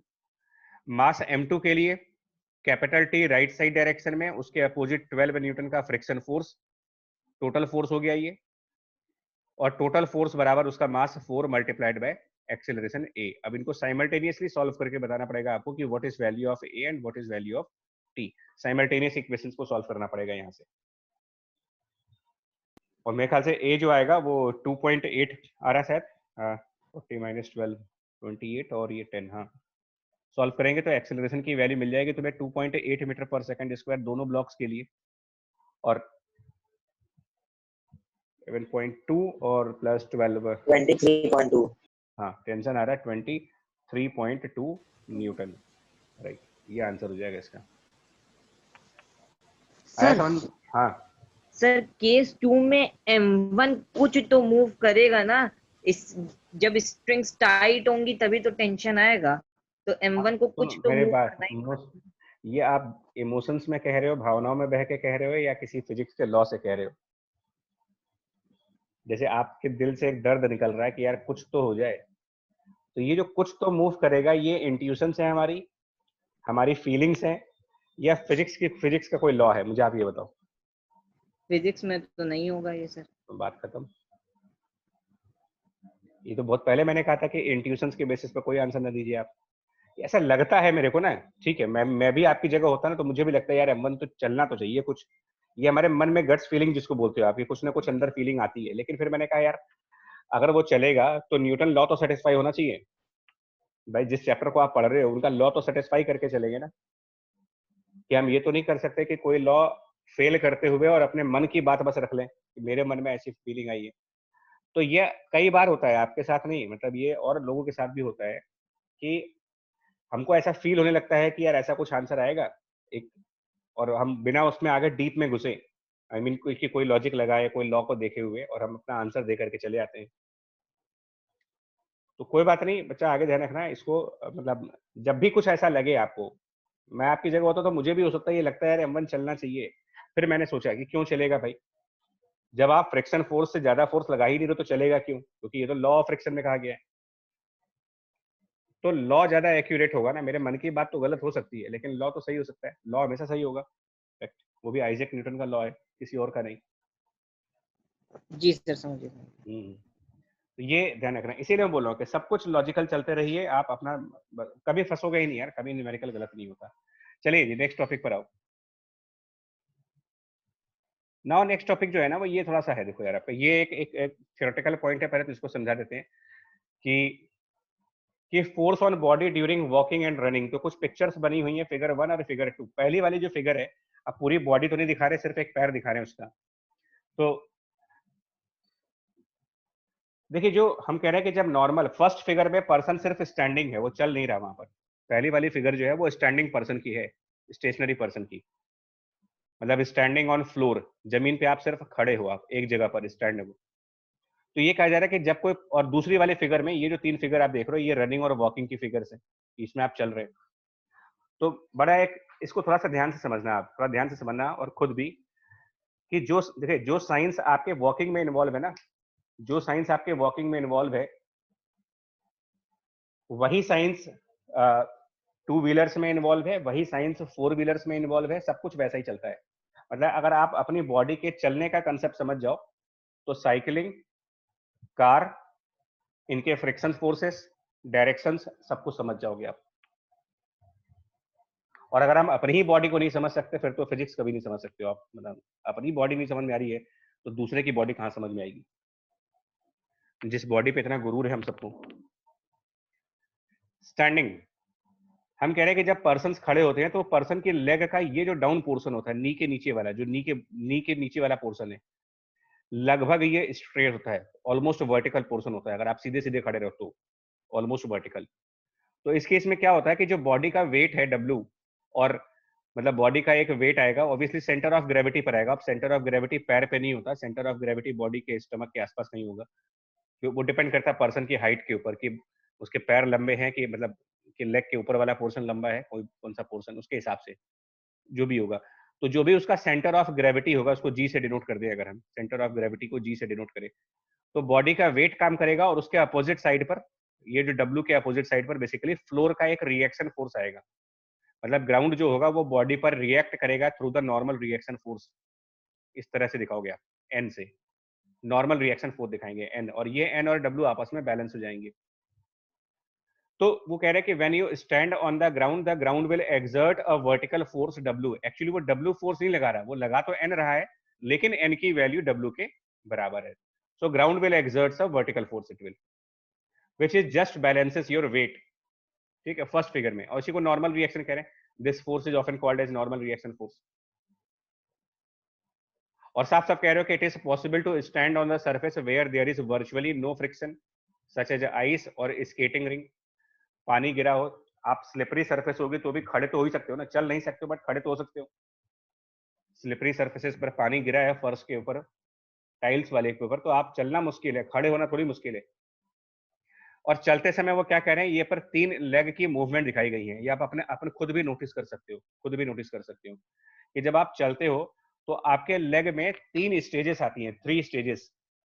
पहला स्टेज, देखो आप पैर की ओरिएंटेशन चेक करना, पैर की ओरिएंटेशन, आपने कौन सा पोर्शन जमीन पर पहले रखा है चलते वक्त, और स्पेशली भागते वक्त। अगर आप भागोगे ना तो ये आप खुद भी देख सकते हो यार, आपकी कि मतलब कि आपकी जो मतलब फुट है उसका कौन सा पोर्शन ग्राउंड को पहले टच कर रहा होता है। क्या ये फिगर सही बनी हुई है, मतलब प्रैक्टिकल है? भागते वक्त अगर आप एनालाइज करो कि आप भागो तो जैसे ही आपका पैर जमीन पर पड़ता है तो क्या पूरा पैर फ्लैट होकर के पड़ता है, मतलब जैसे कि फर्स्ट फिगर बनी हुई है वैसा पैर पड़ता है हमारा? फर्स्ट और सर फिगर में पूरा पैर आपका फ्लैट है, तो क्या इस तरीके से हमारे पैर जमीन पर गिरते हैं जब आप भागते हुए चलते हो तो? या फिर पहले बैक पोर्शन गिरता है, जो लेग का पीछे वाला पार्ट है पहले वो गिरेगा और फिर आगे वाला पोर्शन मतलब थंब वाला पोर्शन जाएगा पहले? ऐसे ही होता है राइट वाला फिगर? बोलो भाई। अगर आप भाग रहे हो तो, मैं भागने की बात कर रहा हूँ जी, तो क्या होता है कि जब आप पहले, सबसे पहले जब आपने जमीन पर आपका पैर पड़ा, first figure A, figure A क्या है, ग्राउंड पर आप आए हो, तो आप इस पोर्शन से क्या करते हो, फ्रॉम दिस पोर्शन, ध्यान दीजिएगा, आप इस वाले पोर्शन से ग्राउंड को फॉरवर्ड पुश करते हो, ग्राउंड को फॉरवर्ड पुश करते हो आप, आपका पैर ग्राउंड को फॉरवर्ड पुश करता है, पैर ग्राउंड को फॉरवर्ड पुश करेगा, जिसका कि एक्शन रिएक्शन लॉ मिलेगा आपको, और उसकी वजह से ग्राउंड आप पर बैकवर्ड फोर्स एफ लगाती है, बैकवर्ड फोर्स। आपको ये हो सकता है कि तीनों स्टेजेस दिखाई ना पड़े क्योंकि ये सब कुछ इतना फास्ट कर रहा होता है और हमारा फोकस हमारे पैर के ऊपर नहीं होता, भागते समय हमारा फोकस कहीं और ही होता है। आपके पैर की मूवमेंट तो दिखती नहीं है आपको कि हमारा पैर किस तरीके से मूव कर रहा है। हाँ, कोई और भाग रहा हो ना और आप अगर क्लोजली वॉच कर पाए तो आपको क्लियरली ये दिख जाएगा, सबसे पहले ये पैर गिरता है नीचे की तरफ, अगर लंबी लंबी छलांग ले रहे हो तो बड़े बड़े स्टेप्स, तो ये पहले गिरेगा। उसमें क्या होता है कि आप जमीन को फॉरवर्ड पुश करते हैं जिसकी वजह से एक बैकवर्ड, कहने का मतलब अब ये हो गया कि अब ग्राउंड दो तरीके के फोर्स लगा रहा है। अब ये ग्राउंड दो तरीके के फोर्सेस कौन कौन से लगा रहा है, एक तो नॉर्मल रिएक्शन फोर्स जिसको जी से डिनोट किया गया है, इसको मैं फिलहाल एन कर दे रहा हूँ, एन मतलब नॉर्मल रिएक्शन, और एक कैपिटल एफ, और कैपिटल आर जो है वो बेसिकली आपका टोटल ग्राउंड रिएक्शन कहलाता है, आपका ground reaction, total ground force या ग्राउंड रिएक्शन या कॉन्टैक्ट फोर्स भी कह सकते हो। यानी कि अब जो ग्राउंड है ना वो आपके ऊपर किसी एंगल पर फोर्स लगाता है, फोर्स बाय ग्राउंड आपके ऊपर कुछ ऐसे लगेगा, ऐसे फोर्स बाय द ग्राउंड, इस तरफ आपका फोर्स बाय ग्राउंड आएगा टोटल। और इस फोर्स बाय ग्राउंड के दो कंपोनेंट्स होंगे, इसका एक कंपोनेंट जो ऊपर की तरफ है वो आपकी बॉडी के लिए नॉर्मल रिएक्शन फोर्स का काम करता है, और एक कंपोनेंट पीछे की तरफ होगा जो फ्रिक्शन फोर्स का काम करता है बेसिकली, इसको स्मॉल एफ कह दीजिए। तो ये है आपको चलने का जो स्टेज है, चलने या दौड़ने का, तीन स्टेजेस है, ध्यान देना।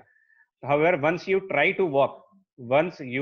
to walk or run, some friction is essential as you can see in the figure. The vertical force is now G, मतलब जिसको नॉर्मल कह सकते हो, वर्टिकल फोर्स को G कह लीजिए, नॉर्मल कह लीजिए। अब कह रहे this is a bit less than W, क्या मतलब है यार? वो कह रहे हैं कि जब आप ग्राउंड पे खड़े होते हो तो नॉर्मल रिएक्शन और वेट बराबर होता है, लेकिन जब आप भागते हो तो नॉर्मल रिएक्शन और वेट बराबर नहीं होते। कोई बता पाएगा ऐसा क्यों होता है? भागते समय नॉर्मल रिएक्शन फोर्स और वेट की वैल्यूज में डिफरेंस आने लगता है प्रैक्टिकली, थियोरेटिकली आप कुछ भी मान लीजिए बट प्रैक्टिकली डिफरेंस रहेगा इनके बीच में। और क्यों डिफरेंस होता है, ये क्या रीजन होगा डिफरेंस के आने का? तो वो कह रहे हैं कि जब हम भागते हैं ना तो हमारी जो बॉडीज होती हैं, हमारे मसल्स होते हैं वो स्ट्रेच करते हैं, मसल्स आपके स्ट्रेच करती हैं, और जब आप भागते हो तो बेसिकली आपका सेंटर ऑफ मास जो है, आप खुद सोचिएगा, अगर आप अपने दोनों लेग्स को स्ट्रेच करो, दोनों पैर चिपका करके खड़े हो जाओ, दोनों पैर चिपका करके खड़े हो जाओ और दोनों पैरों को स्ट्रेच करके खड़े हो जाओ, मतलब दोनों लेग के बीच में एंगल बना लो कोई, आपको नहीं लगता कि आपकी हाइट कुछ कम हो जाएगी? मतलब ग्राउंड से और आपके हेड तक का डिस्टेंस कम नहीं हो जाएगा अगर पैर स्ट्रेच करके खड़े हो जाएं और पैर सीधे रख के खड़े हो जाएं? यस सर, कम हो जाएगा। Yes sir. तो अगर आप कम हो, इसका मतलब आपका सेंटर ऑफ मास नीचे आ गया। तो भागते समय तो पैर स्ट्रेच होते हैं ना, कि भागते समय पैर चिपके रहते हैं, मैं सिंपल सा चलोगे या भागोगे तो पैर, दोनों पैरों के बीच में एंगल बन जाता है, और जब एंगल बनता है तो आपकी बॉडी का सेंटर ऑफ मास नीचे आ गया, यानी कि सेंटर ऑफ मास का डाउनवर्ड मोशन हो रहा है वहां पर। और जब सेंटर ऑफ मास का डाउनवर्ड मोशन होगा तो वर्टिकल फोर्सेस बैलेंस नहीं कर सकते, आप नॉर्मल को वेट के बराबर नहीं कर सकते, क्योंकि वर्टिकल डायरेक्शन में बॉडी की centre of mass up and down move कर रही है। नहीं है समझ में ये बात? नॉर्मल और वेट भागते समय बराबर नहीं हो सकते कभी। हाँ, क्योंकि लेग स्ट्रेच होने की वजह से क्या होता है कि centre of mass downward shift कर जाता है, या फिर अगर आप लेग को वापस कंट्रैक्ट करोगे, पैर चिपका लो बिल्कुल सीधे खड़े हो जाओ, जीरो, फिर सेंटर ऑफ मास ऊपर राइज कर जाएगा। मतलब एक बॉडी की साइंस बहुत टफ साइंस है यार। एनीवे, उसके बाद सेकंड स्टेज आता है, आपने अपने पैर को बिल्कुल सीधे किया, और तीसरे स्टेज में आपने फ्रंट पोर्शन जो पैर का है वो आगे किया। जो आप फ्रंट पोर्शन आगे करते हो ना, तब आप क्या करते हो, बाय द फ्रंट पोर्शन, अब आप ग्राउंड को पीछे पुश करते हो। ध्यान देना यार, अब आपने ग्राउंड को, मतलब आपने बैकवर्ड पुश किया ग्राउंड को, और उसका रिएक्शन आपको फॉरवर्ड मिलता है इधर, एक्शन रिएक्शन लॉ के हिसाब से, रिएक्शन बाय ग्राउंड अगेंस्ट जो आपने पुश किया था। जितने फोर्स से आप अपने पैर से ग्राउंड को बैकवर्ड पुश करते हो, उसका रिएक्शन आपको फॉरवर्ड मिलता है। यानी कि अब यही ग्राउंड आपके पैरों के ऊपर इस तरीके से फोर्स लगा रहा है, किसी एंगल पर ऐसे फोर्स लगा रहा है ग्राउंड का, कैपिटल एफ। और इस एफ का जो फॉरवर्ड कंपोनेंट है, एज अ फ्रिक्शन फोर्स, आपको फॉरवर्ड एक्सेलरेट करने में हेल्प करता है।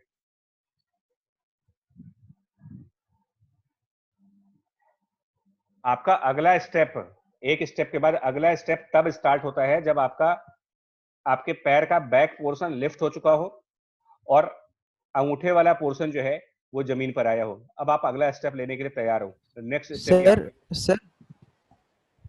सर इस वाले स्टेप में, थर्ड वाला स्टेप है, इसमें हम लोग एफर्ट सर पीछे डाल रहे हैं, मतलब जो हम लोग का फोर्स है वो आपका बिल्कुल ही हॉरिजॉन्टली पीछे साइड आ रहा है। नहीं, तो ऐसा सर नहीं उसका है। रिएक्शन तो हॉरिजॉन्टली ऐसा नहीं है भाई, ऐसा जाएगा। नहीं है, ऐसा नहीं है। हम जब पैर रखेंगे तो हमारे भी दो तरीके, हम दो फोर्स लगाएंगे। हम जब पैर रखेंगे तो हम अपने पैरों से जमीन को डाउनवर्ड पुश भी करेंगे,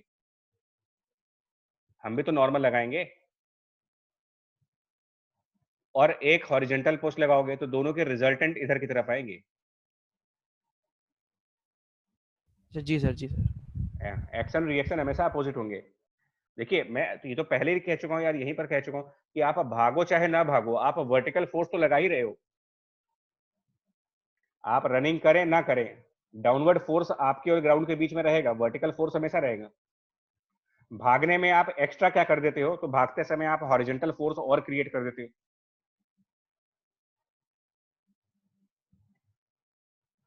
बात समझ में आ रही है चीज?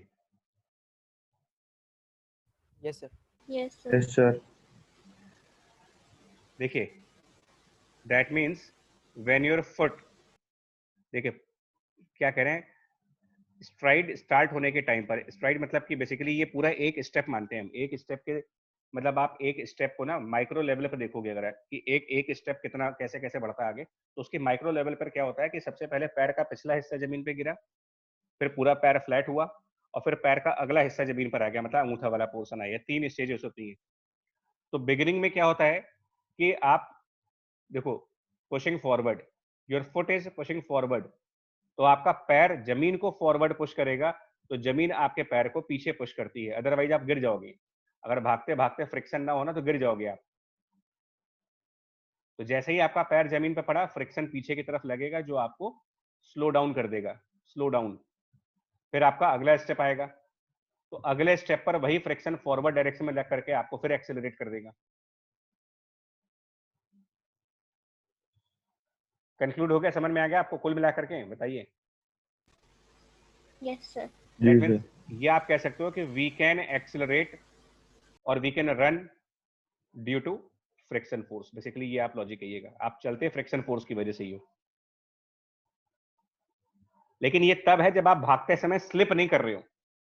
We can accelerate or run due to friction force, and this friction force must be static in the nature, static behavior होना चाहिए इसका, as running and walking is without slipping। फिसलते हुए नहीं चलते हैं, आप नॉर्मल रनिंग करते हो या नॉर्मल वॉक करते हो, running walking without slipping. Slipping के साथ चलना क्या होता है आपको बता दे, अगर आप कभी चप्पल पहन के घर पे चले, बाथरूम जो स्लीपर्स होती हैं, और स्लीपर्स साल भर 1.5 साल भर बाद, 4 महीने 6 महीने बाद, डिपेंडिंग कौन सा है, उसके बाद उसका जो सोल होता है वो घिस जाता है पूरी तरीके से। और सोल घिसने के बाद अगर आप पानी कहीं पड़ा है और आप चले जरा, तो हल्का सा भी बड़ा स्टेप लोगे ना आप, थोड़ा सा भी बड़ा स्टेप, क्या कर जाओगे? अगर सोल उसकी पूरी फ्लैट हो चुकी है, मतलब नॉर्मली आप देखें तो सोल जो होती है वो थोड़ी रफ टाइप की बनाई जाती है ताकि फ्रिक्शन प्रॉपर लगे, अदरवाइज स्लिप करेंगे, चलते समय स्लिप करेंगे। तो क्योंकि आप नॉर्मल रनिंग वॉकिंग में स्लिप नहीं करते हो तो हम ये कहेंगे कि फ्रिक्शन फोर्स स्टैटिक वाला काम कर रहा होगा। अब इस पे क्वेश्चन है एक एचसीबी में एक क्वेश्चन है, मैं उसको तुम लोग को रीड कर रहा हूँ, उसका आंसर बताना है और बहुत ही बढ़िया क्वेश्चन है ये क्वेश्चन जो है फ्रिक्शन चैप्टर में है, मतलब चैप्टर 6 के अंदर है, फ्रिक्शन वाले चैप्टर में ऑब्जेक्टिव क्वेश्चन है।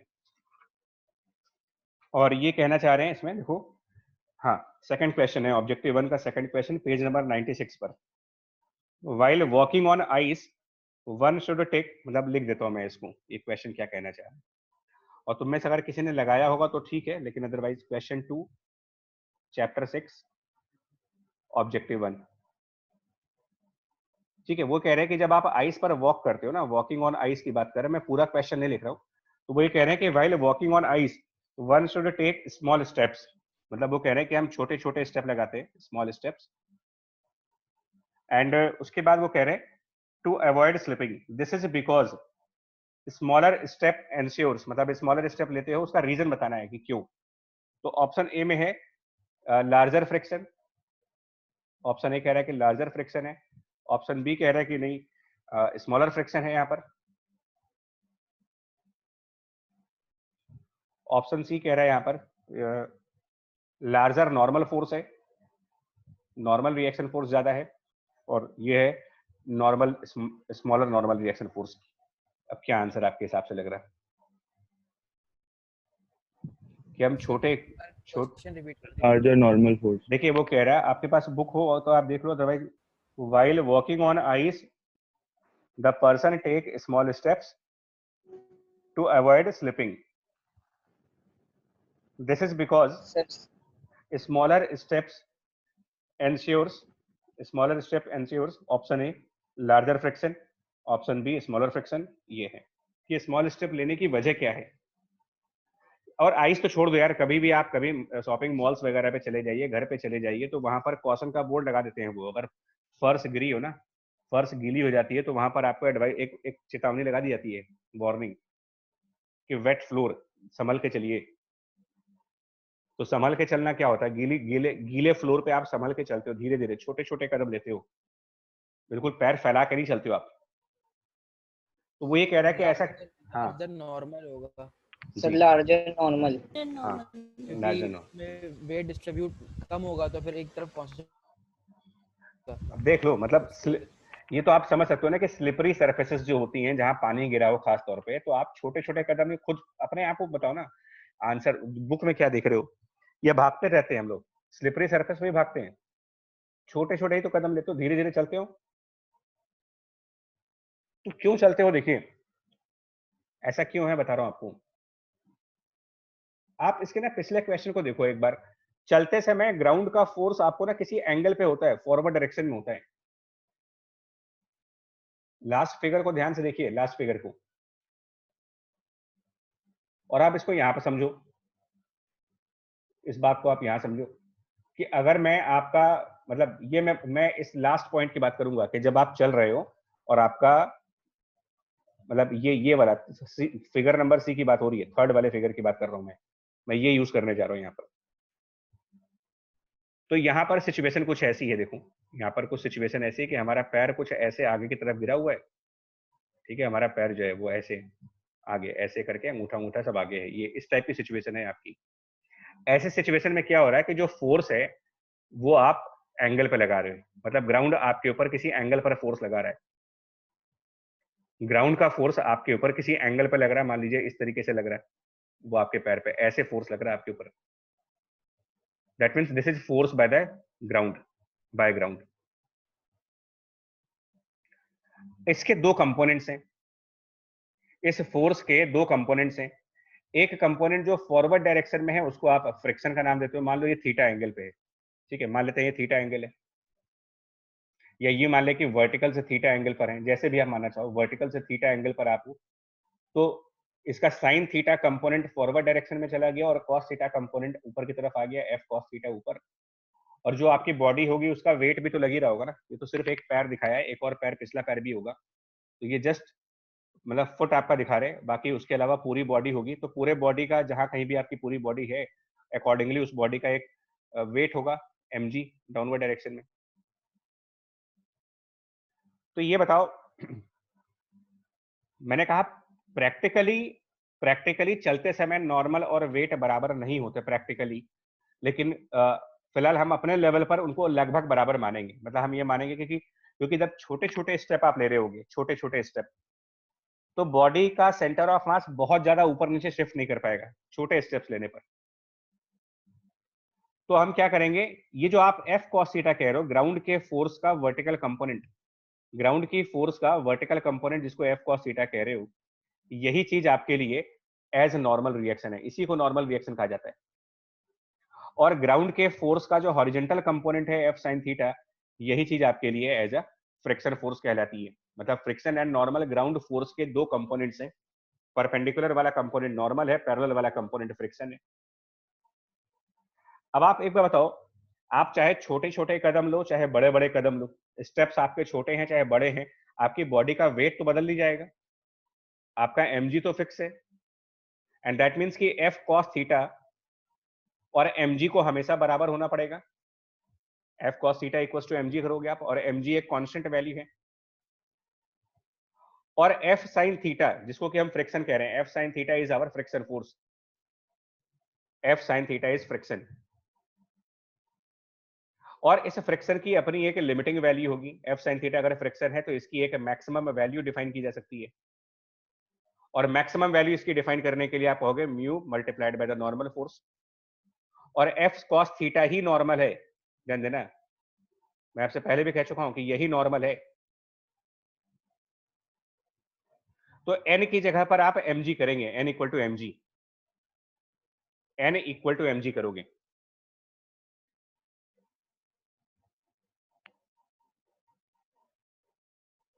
अब क्या हो रहा है बच्चे लोग, यानी कि जो F sin थीटा है जिसको आप फ्रिक्शन कह रहे हो, F sin theta is friction equal to F sin theta is the friction force, it can be less than और इक्वल टू, बिकॉज यही फ्रिक्शन फोर्स है, तो ये म्यू मल्टीप्लाइड बाय नॉर्मल, और नॉर्मल की वैल्यू तो mg cos थीटा है, normal की वैल्यू mg cos थीटा कह लीजिए। तो चाहे यहां पर आप mg लिख दो, चाहे यहां पर आप cos थीटा वाला जैसा भी लिखना चाहो, बट ये नॉर्मल है, नॉर्मल की वैल्यू mg के बराबर है।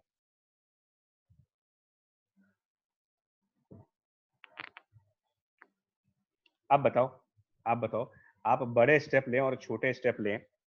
अब मैं आपको दो डायग्राम दिखाता हूं, यहाँ पर दो डायग्राम इसी जगह दिखाते हैं, एक छोटे स्टेप का डायग्राम दिखाएंगे और एक बड़े स्टेप का डायग्राम दिखाएंगे।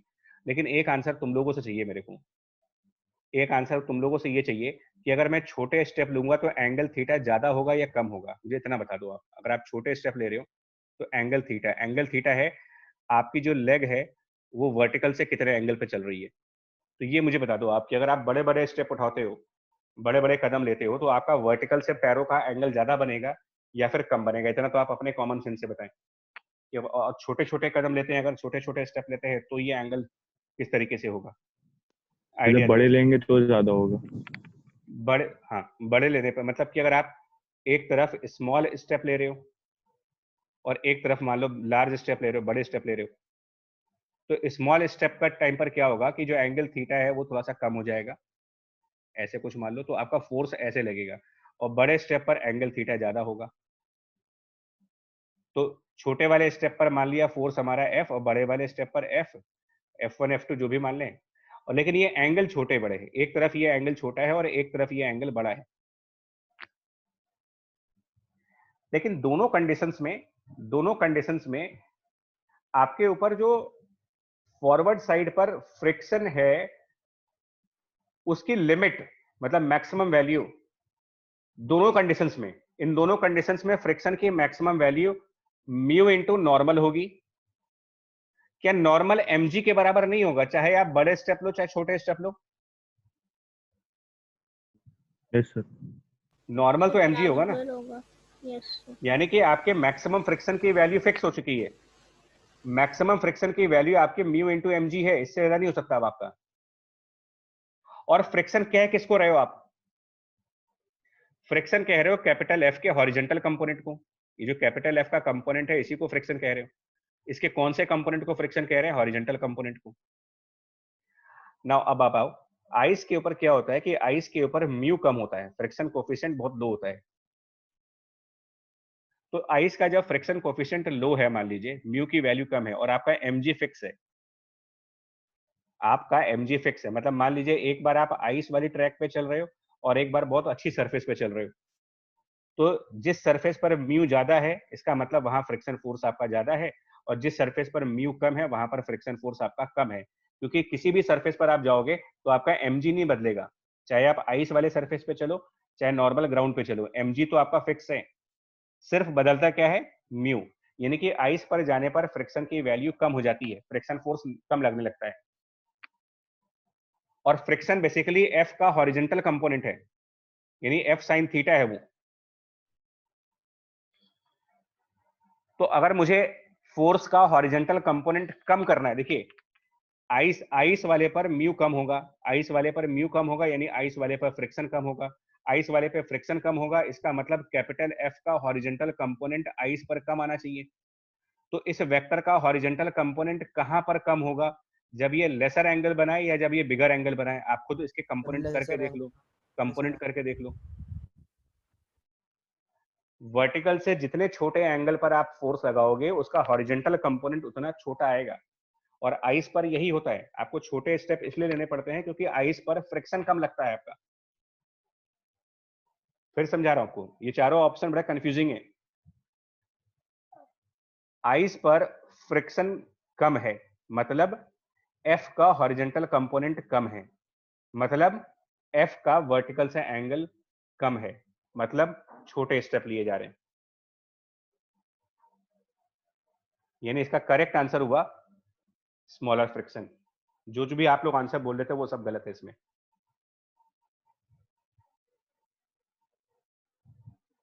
नहीं आया समझ में क्या अभी लॉजिक आपको कि छोटे स्टेप लेने की वजह क्या हमारी? आगे सर आगे सर आया। समझ गए ना, क्योंकि आपके पास बेसिकली जो ग्राउंड का फोर्स है उसका हॉरिजॉन्टल कंपोनेंट ही फ्रिक्शन है, इस बात को दिमाग में बिठा लीजिए। और जब वो कम है, आइस पर वो चीज कम है, हॉरिजॉन्टल कंपोनेंट कम है, तो इसका मतलब फोर्स वर्टिकल के साइड ज्यादा लग रहा होगा, वर्टिकल साइड पर फोर्स ज्यादा होगा। और वर्टिकल साइड पर तभी फोर्स ज्यादा होगा जब आपके दोनों लेग के बीच में एंगल कम बन रहा हो। और यही वजह होती है कि अगर आपको मिट्टी में दौड़ना हो ना, मिट्टी में मतलब वो भी सूखी मिट्टी में, जो खेतों की मिट्टी होती है जिसको बोलते हैं खेत वाली मिट्टी, सूखी मिट्टी जहां पर बहुत ज्यादा रफनेस होती है, तो आप बड़ी बड़ी छलांग मार सकते हो, लंबे लंबे कदम मार दो।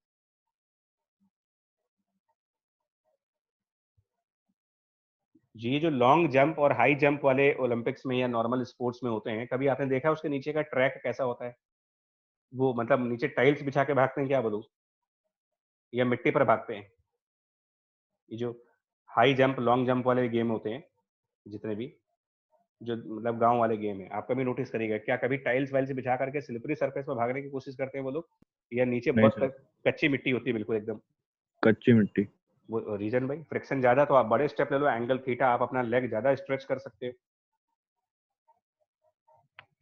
अब मैंने इतना कंसेप्ट, इतना टाइम आपको दिया चलने के ऊपर, वॉकिंग के ऊपर, ये जो कंसेप्ट है, सिमिलर कंसेप्ट आते हैं ना। अच्छा हाँ, एक पॉइंट और यार, टॉर्क बाय द फोर्स की नीड आएगी इसलिए समझना है, टॉर्क बाय द फोर्स की जरूरत आएगी अभी। तो टॉर्क बाय द फोर्स अभी तो बेसिक समझाएंगे यार, इसको बिल्कुल एडवांस में नहीं समझाने जा रहे हैं, बिल्कुल बेसिक लेवल पे आपको समझाते हैं कि टॉर्क बाय द फोर्स कैसे देखा जाता है। तो बेसिक लेवल पर ये कहते हो कि मान लो आपके पास कोई एक ऑब्जेक्ट है और वो ऑब्जेक्ट किसी एक जगह पर आपने क्या कर दिया है, कहीं से हिंज किया है, उसको पाइवोटेड किया हुआ है एक साइड से, और आप उस पर कहीं पर एक फोर्स एफ अप्लाई कर रहे हो किसी एक जगह, किसी एक पॉइंट पर मान लो उसमें आपने एक फोर्स लगाया कैपिटल एफ का किसी भी डायरेक्शन में, मतलब एक डायरेक्शन है फोर्स की जहां पर आपने एफ लगाया। तो जिस पॉइंट पर आप फोर्स लगाते हो इसको तो कहा जाता है कि पॉइंट ऑफ एप्लीकेशन है इस फोर्स का, जहां पर फोर्स को लगाया that is known as point of application part, कि वहां पर फोर्स को अप्लाई कर रहे हो। और वो पॉइंट आपके पाइवोटेड पॉइंट यानी कि जो रेफरेंस पॉइंट है आपका, पाइवोटेड मतलब रेफरेंस पॉइंट भी कहते हैं इसको, उससे उस पॉइंट का एक पोजीशन वेक्टर मैं दिखाने जा रहा हूँ कि यहाँ से इस पॉइंट का एक वेक्टर बनाओ जिसको आप वेक्टर आर कहते हो, पोजीशन वेक्टर आर। और इसको अगर आप ओ से डिनोट करो तो टॉर्क की डेफिनेशन के हिसाब से, मतलब यहाँ पर कोई फिजिकल क्वांटिटी नहीं है, जस्ट एक डेफिनेशन बता रहे हैं। तो डेफिनेशन ये कहता है कि torque is defined as cross product between the two vectors R and F, R और एफ के बीच में आप इसको क्रॉस प्रोडक्ट कह दे। तो आर क्या है, बेसिकली पोजीशन वेक्टर कह सकते हो। और किसका पोजीशन वेक्टर हुआ, आर की बात करें तो पोजीशन वेक्टर ऑफ वो वाला पॉइंट जहां पर फोर्स लगा रहे हो आप, of point of application of force कह दीजिए, point of application of the force, ये पूरा इसका नाम दोगे। और पोजीशन वेक्टर का मेजरमेंट कहां से किया जा रहा है, किसके रिस्पेक्ट में, किसके रिलेटिव है ये सब कुछ, तो वो relative to this reference point O कह दीजिए। यानी पहला पॉइंट आपसे ये पूछूंगा कि टॉर्क क्या ये रिलेटिव टर्म है या फिर एब्सोल्यूट टर्म है। पहले तो आपको ये समझना है कि टॉर्क रिलेटिव टर्म बोलते हैं कि या कोई एब्सोल्यूट टर्म है ये। रिलेटिव। और force, force absolute. Force absolute है। दैट मींस कि अगर हम किसी बॉडी पर फोर्स लगा रहे हैं, मान लो 20 न्यूटन का फोर्स, तो क्या ये डिपेंड करता है कि हम कौन सी फ्रेम से देख रहे हैं। अगर हम एक बॉडी पर 20 न्यूटन का पुलिंग फोर्स लगा रहे हैं, मान लो 20 न्यूटन से किसी चीज को आप पुल कर रहे हो, तो क्या कहीं और किसी और फ्रेम से देखेंगे तो आपका पुलिंग फोर्स 20 न्यूटन की बजाय किसी और न्यूटन का आ सकता है क्या, 22 न्यूटन, 18 न्यूटन बन सकता है ये? नहीं सर। पक्का ना? Yes sir. हाँ, तभी तो इसको रियल फोर्स का है। कांटेक्ट फोर्स है ना, इसलिए। कांटेक्ट है, real force, real force, contact नहीं, रियल। जी सर। मेरी बात समझो मैं क्या कह रहा हूँ। आपसे कोई ये कहे कि दो चार्जेस हैं Q1 Q2, देखिए ये भी एक अजीब पॉइंट है, समझने में दिक्कत होती है। दो चार्जेस हैं Q1 एंड Q2, हमको पता है दोनों मान ले पॉजिटिव हैं, तो आप सबको पता है कि कूलम्स लॉ के हिसाब से ये दोनों एक दूसरे को रिपेल करेंगे, ठीक। अब मान ले यहाँ पर दो पर्सन हैं, एक पर्सन रेस्ट पे है और एक पर्सन जो है वो रनिंग है, v स्पीड पे चल रहा है, रनिंग पर्सन। क्या इन दोनों के हिसाब से चार्जेस के बीच का रिपल्सन अलग अलग आएगा? मान लो, क्या ऐसा हो सकता है कि f की वैल्यू स्टेशनरी पर्सन के लिए कुछ और आ जाए और रनिंग पर्सन के लिए कुछ और आ जाए? ऐसा हो सकता है? नहीं होगा, क्योंकि नहीं होगा। क्लासिकल फिजिक्स में तो नहीं होगा, आगे मॉडर्न फिजिक्स में भले हो जाए, बट क्लासिकल फिजिक्स में नहीं होगा। मॉडर्न फिजिक्स में जो आइंस्टाइन की रिलेटिविटी है ना, स्पेशल रिलेटिविटी, वहां पर ये बदल जाएंगे। बट अभी आप न्यूटन फिजिक्स पढ़ रहे हो, न्यूटन फिजिक्स में ये दोनों फोर्सेस बराबर है। तो फोर्सेस का फ्रेम ऑफ रेफरेंस से कोई मतलब नहीं होता। लेकिन फिर आपके मन में ये आ सकता है कि फिर हमने स्यूडो फोर्स वगैरह के ऊपर, बच्चा किसी के साइड से आवाज आ रही है, किसी के साइड से बातें हो रही है, तो ये घरेलू बात बंद कर दो बच्चा, या तो म्यूट कर दो अपने को। हम लोग कह रहे हैं कि जो फोर्सेस है वो रिलेटिव टर्म नहीं आती है, मतलब कि फोर्सेस का रेफरेंस पॉइंट से कोई मतलब नहीं होता, लेकिन टॉर्क का रेफरेंस पॉइंट से मतलब होता है, रिलेटिव टर्म होता है। मतलब ऐसा हो सकता है कि सेम फोर्स का टॉर्क किसी रेफरेंस पॉइंट के लिए पॉजिटिव आ जाए और उसी फोर्स का टॉर्क किसी और रेफरेंस पॉइंट के लिए नेगेटिव आ जाए, और ये भी हो सकता है कि किसी और रेफरेंस पॉइंट के लिए 0 आ जाए।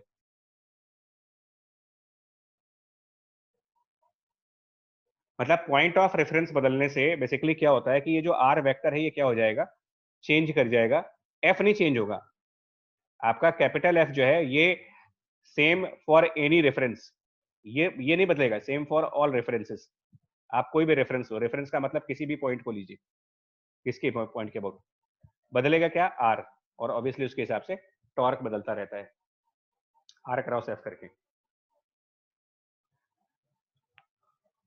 ठीक है, ये हो गया कंसेप्ट, यानी कि टॉर्क एब्सोल्यूट क्वांटिटी नहीं है। तो इसीलिए जब कभी भी आप टॉर्क से रिलेटेड कोई क्वेश्चन करें, चाहे यहाँ पर करिए चाहे आगे रोटेशनल मैकेनिक्स में करना, टॉर्क से रिलेटेड पहला क्वेश्चन जब भी आप करोगे कोई भी क्वेश्चन, तो फर्स्ट ऑफ ऑल आपके माइंड में ये होना चाहिए कि आप ये टॉर्क कौन से रेफरेंस पॉइंट के अबाउट कैलकुलेट कर रहे हो। ब्लाइंडली नहीं बोलना है इसको, सिर्फ ये नहीं कहना कि टॉर्क इतना आएगा, आप बोल ही नहीं सकते हो कभी, अनलेस आप मुझे ये ना बताओ कि टॉर्क किस रेफरेंस पॉइंट के अबाउट ले रहे हो आप। तो जिस भी रेफरेंस पॉइंट के अबाउट टॉर्क लेंगे उसके हिसाब से आर क्रॉस एफ में लिखना होगा, उस रेफरेंस पॉइंट के हिसाब से। अब इसके पीछे भी साइंस है कि रेफरेंस पॉइंट चूज कैसे करते हैं। फिलहाल यहां पर अगर मैं पॉइंट ओ से इस एफ की लाइन के ऊपर एक परपेंडिकुलर ड्रॉप कर रहा हूं, जो ये एफ आप देख रहे हो उसकी लाइन को एक्सटेंड करो, पहले एफ की लाइन को एक्सटेंड करते हैं और उस पर पॉइंट O से एक परपेंडिकुलर डिस्टेंस ड्रॉप कर दी हमने यहाँ पर ऐसे करके, ये परपेंडिकुलर डिस्टेंस, उसको D से डिनोट कर दे रहे हैं। तो इसी टॉर्क का एक मैग्नीट्यूड फॉर्म भी होता है, यहाँ पर आप मैग्नीट्यूड ऑफ टॉर्क की बात करोगे तो ये क्रॉस प्रोडक्ट है, तो ये बेसिकली हो जाएगा mod of R into mod of F multiplied by sine of the angle between these two vectors, R और F के बीच का एंगल, यानी कि ये एंगल थीटा। और यहाँ पर अगर आप 90 डिग्री ले रहे हो तो इस बड़े वाले ट्रायंगल में अगर आप साइन थीटा की वैल्यू चेक करो तो ये 90 डिग्री एंगल बन रहा है यहाँ पर, अगर तो sine of theta will be, theta के अपोजिट साइड पर D है डिवाइडेड बाय 90 डिग्री के अपोजिट साइड पर वेक्टर R है, यानी कि मॉड ऑफ R बन जाएगा। तो मॉड R साइन थीटा को D कर देंगे और इसीलिए टॉर्क बन जाता है magnitude of the force multiplied by D which is the perpendicular distance. कि फोर्स इनटू परपेंडिकुलर डिस्टेंस के थ्रू आप क्या कहते हो, टॉर्क कैलकुलेट कर सकते हो, force multiplied by perpendicular distance. किस चीज का परपेंडिकुलर डिस्टेंस लेना होगा तुम्हें, रेफरेंस पॉइंट से जो आपका फोर्स है उस फोर्स के वेक्टर का। फोर्स एक वेक्टर क्वांटिटी है, तो वेक्टर की एक लेंथ होती है, तो उस फोर्स यानी कि वेक्टर की जो लेंथ है उस लेंथ को आप एक्सटेंड करो, फोर्स वेक्टर की लेंथ को एक्सटेंड करो, और ये जो एक्सटेंडेड लेंथ होगी उसका रेफरेंस पॉइंट से परपेंडिकुलर डिस्टेंस कैलकुलेट कर देते हैं और फोर्स को और डिस्टेंस को मल्टीप्लाई करके टॉर्क निकाल सकते हैं। और फिर ये पूछा जाता है कि ये टॉर्क क्लॉकवाइज होगा या फिर एंटी क्लॉकवाइज होगा, ये भी पूछा जाता है कि ये जो टॉर्क आएगा ये क्लॉकवाइज डायरेक्शन में आएगा या फिर एंटी क्लॉकवाइज डायरेक्शन में जाएगा, तो वो भी निकाल सकते हैं। टॉर्क की डायरेक्शन निकालनी है अगर आपको, तो उसका सबसे आसान और सबसे सिंपल तरीका ये है, टॉर्क देखने का सबसे सिंपलेस्ट मेथड क्या है कि आप वेक्टर आर को turn vector R towards vector F, simple सा वे है, turn vector R towards vector F. Smaller path होना चाहिए, लेकिन स्मॉलेस्ट एंगल वाला path, smaller angle path to get sense of torque. क्या मतलब हुआ इसको देखो, इस फिगर में आर और एफ की जो डायरेक्शन से आप क्या करें, दोनों वेक्टर को एक पॉइंट पर प्लॉट करते हैं, सेम पॉइंट्स पर, क्योंकि वेक्टर का इनवेरिएंस नेचर हमको पता है कि आप वेक्टर को कहीं पर भी प्लॉट कर सकते हो।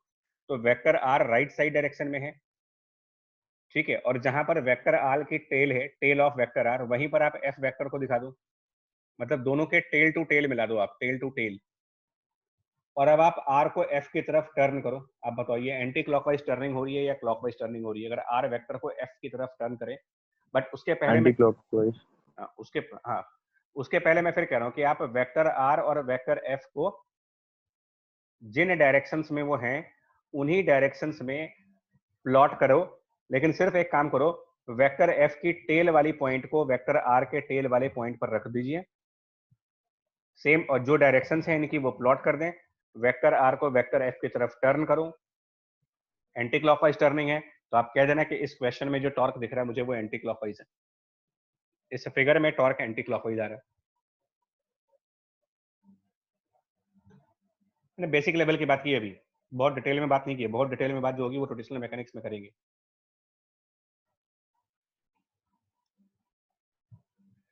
तो ये इसलिए कहा कि जो बेंडिंग ऑफ साइक्लिस्ट है ना, इसमें इसका कंसेप्ट होता है यार, बेंडिंग ऑफ साइक्लिस्ट में इसका कंसेप्ट है कि टर्न करते समय साइक्लिस्ट थीटा एंगल पर क्यों बेंड हो जाते हैं, साइक्लिस्ट का थीटा एंगल पर बेंडिंग क्यों है। तो आप देख लो, इसके पीछे रीजन बताया जा रहा है। एक तो ये रियल डायग्राम है, बट अगर आप वैसे समझना चाहोगे तो ये आप ऐसे दिखा सकते हो, रोड पे और टर्न करते समय हम लोग साइक्लिस्ट को बेसिकली ऐसे, मतलब उसकी जो व्हील होती है वो कुछ आप थोड़ा सा एंगल पे दिखाते हो, ऐसे कि जो व्हील होती है वो थोड़ा सा एंगल पर इस तरीके से, मतलब जो फिगर्स हम दिखाते हैं बुक्स में वो कुछ ऐसी फिगर दिखा देते हैं कि टर्न करते वक्त साइक्लिस्ट कुछ ऐसे होगा। तो उसमें क्या दिखाते हो आप, सेंटर ऑफ ग्रेविटी के ऊपर जो भी साइक्लिस्ट का सेंटर ऑफ ग्रेविटी है वहां पर आप इसका mg वाला फोर्स दिखाओगे बिल्कुल डाउनवर्ड डायरेक्शन में, उसके अलावा normal reaction force upward direction में, नॉर्मल ऊपर के साइड mg नीचे की तरफ, दो फोर्सेस, और यहाँ पर एक फ्रिक्शन फोर्स दिखाते हो। फ्रिक्शन फोर्स किधर की तरफ दिखाते हैं, टर्न करते वक्त, ये भी एक क्वेश्चन है यार, टर्निंग करते वक्त फ्रिक्शन की डायरेक्शन किधर की तरफ होती है। अगर ये साइक्लिस्ट किसी सर्कुलर रोड पे है और टर्न कर रहा राइट है, में होगी। हाँ, किस बेसिस पे दिखाते हो, अगर हम, सर क्योंकि स्लिप करेगा तो बाहर करेगा तो उसके ऑपोजिट लगेगा। बिल्कुल सही, सर सेंट्रीपिटल फोर्स को बैलेंस करेगा। फिर तुमने सेंट्रीपिटल फोर्स कुछ होता नहीं है भाई मेरे, सेंट्रीपिटल फोर्स नाम है यार,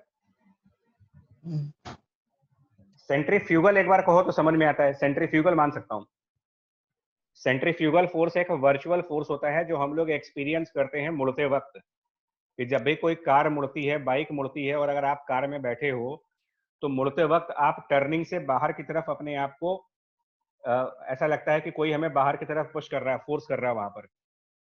तो वो तो समझ में आता है। आप राइट फिगर पे मत जाए, राइट फिगर तो इंटरनेट से ली गई है भाई, उसको तो आप मत देखें। मैं ये कह सकता हूं, मैं ये मान सकता हूं कि जब भी आप टर्न करते हो ना, तो जो सेंटर होता है, जिस तरफ आप टर्न करते हो, सेंटर से बाहर की तरफ आप सेंट्रीफ्यूगल फोर्स एक्सपीरियंस कर सकते हो, ये मान सकता हूं मैं। सेंट्रीफ्यूगल बोलोगे आप, एक्सेप्टेड है। और सेंट्रीफ्यूगल फोर्स होता है basically mv² divided by r। उसको अपोज करने के लिए, सेंट्रीफ्यूगल एक्शन को अपोज करने के लिए आप कह सकते हो कि फ्रिक्शन जो है वो लेफ्ट साइड अंदर की तरफ आएगा, रोड के सेंटर की तरफ आएगा फ्रिक्शन फोर्स।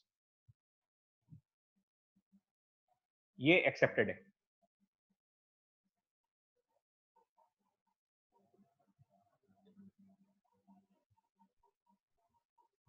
और देखो बेसिकली क्या होता है ना, ये पैर वाला ही कंसेप्ट होता है यार।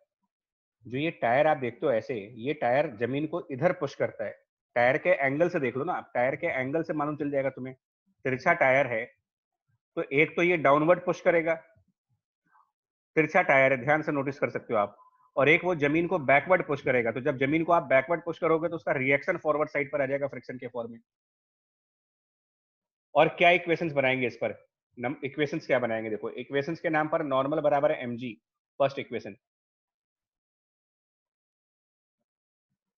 उसके अलावा जो आउटवर्ड डायरेक्शन में आप सेंट्रीफ्यूगल फोर्स देख रहे हो mv²/r सेंट्रीफ्यूगल, वो बैलेंस हो जाएगा by the inward direction friction force f के थ्रू। सेकंड इक्वेशन बन जाएगी ये। और एक कंडीशन और बोलते हो यार, ये थीटा एंगल कैसे निकालोगे, कितने एंगल पर बेंड होता है, इसकी भी एक इक्वेशन होती है। कितने एंगल पर साइक्लिस्ट को बेंड करना होना चाहिए ताकि इसका इक्विलिब्रियम रहे। तो यहां पर हम ये कहते हैं कि एक, देखिए इसके लिए एक और चीज होती है, नेट टॉर्क 0 होना चाहिए। बैलेंसिंग ऑफ टॉर्क करोगे आप, किसके अबाउट करेंगे? बैलेंसिंग ऑफ टॉर्क कौन से पॉइंट के अबाउट करेंगे? बैलेंसिंग ऑफ टॉर्क अबाउट किस पॉइंट के अबाउट? ये क्वेश्चन है। मैंने यही पीछे बात कही थी आपसे कि टॉर्क टॉर्क टॉर्क के लिए आपको रेफरेंस स्पेसिफाई करना पड़ेगा कि आप टॉर्क किसके अबाउट कंसीडर करना चाहते हो। कौन सा रेफरेंस पॉइंट है जहां से आप टॉर्क देखना चाहते हो, क्योंकि अलग अलग रेफरेंस पॉइंट के लिए टॉर्क अलग अलग आएंगे। सर ग्राउंड के लिए, ग्राउंड वाले के लिए, मतलब जहां पर ये कांटेक्ट पॉइंट है, इसको ए नाम दे रहे हैं अगर, तो कांटेक्ट पॉइंट ए ले लें। Yes sir. ठीक है, देख लो, सोच लो आप आराम से। ये सर कंसेप्चुअल, जी वाले से लेंगे। ये कंसेप्चुअल पॉइंट आ गया। मैंने यही कहा कि टॉर्क क्या होता है ये सबको पता है। इस क्लास में जितने लोग बैठे हैं सबको ये पता होगा, टॉर्क बराबर फोर्स इनटू परपेंडिकुलर डिस्टेंस। लेकिन इससे हमारा काम नहीं चलता। हमको ये चाहिए कि टॉर्क हम कैलकुलेट करते समय रेफरेंस पॉइंट का सिलेक्शन कैसे करेंगे, ये कंसेप्ट है।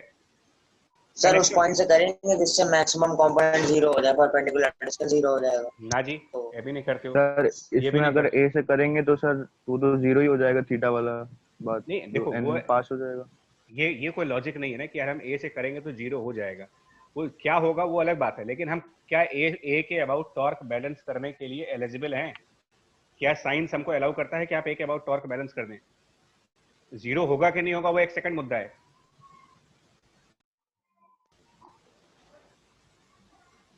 तो मैं ये कह रहा हूं, हाँ बताओ।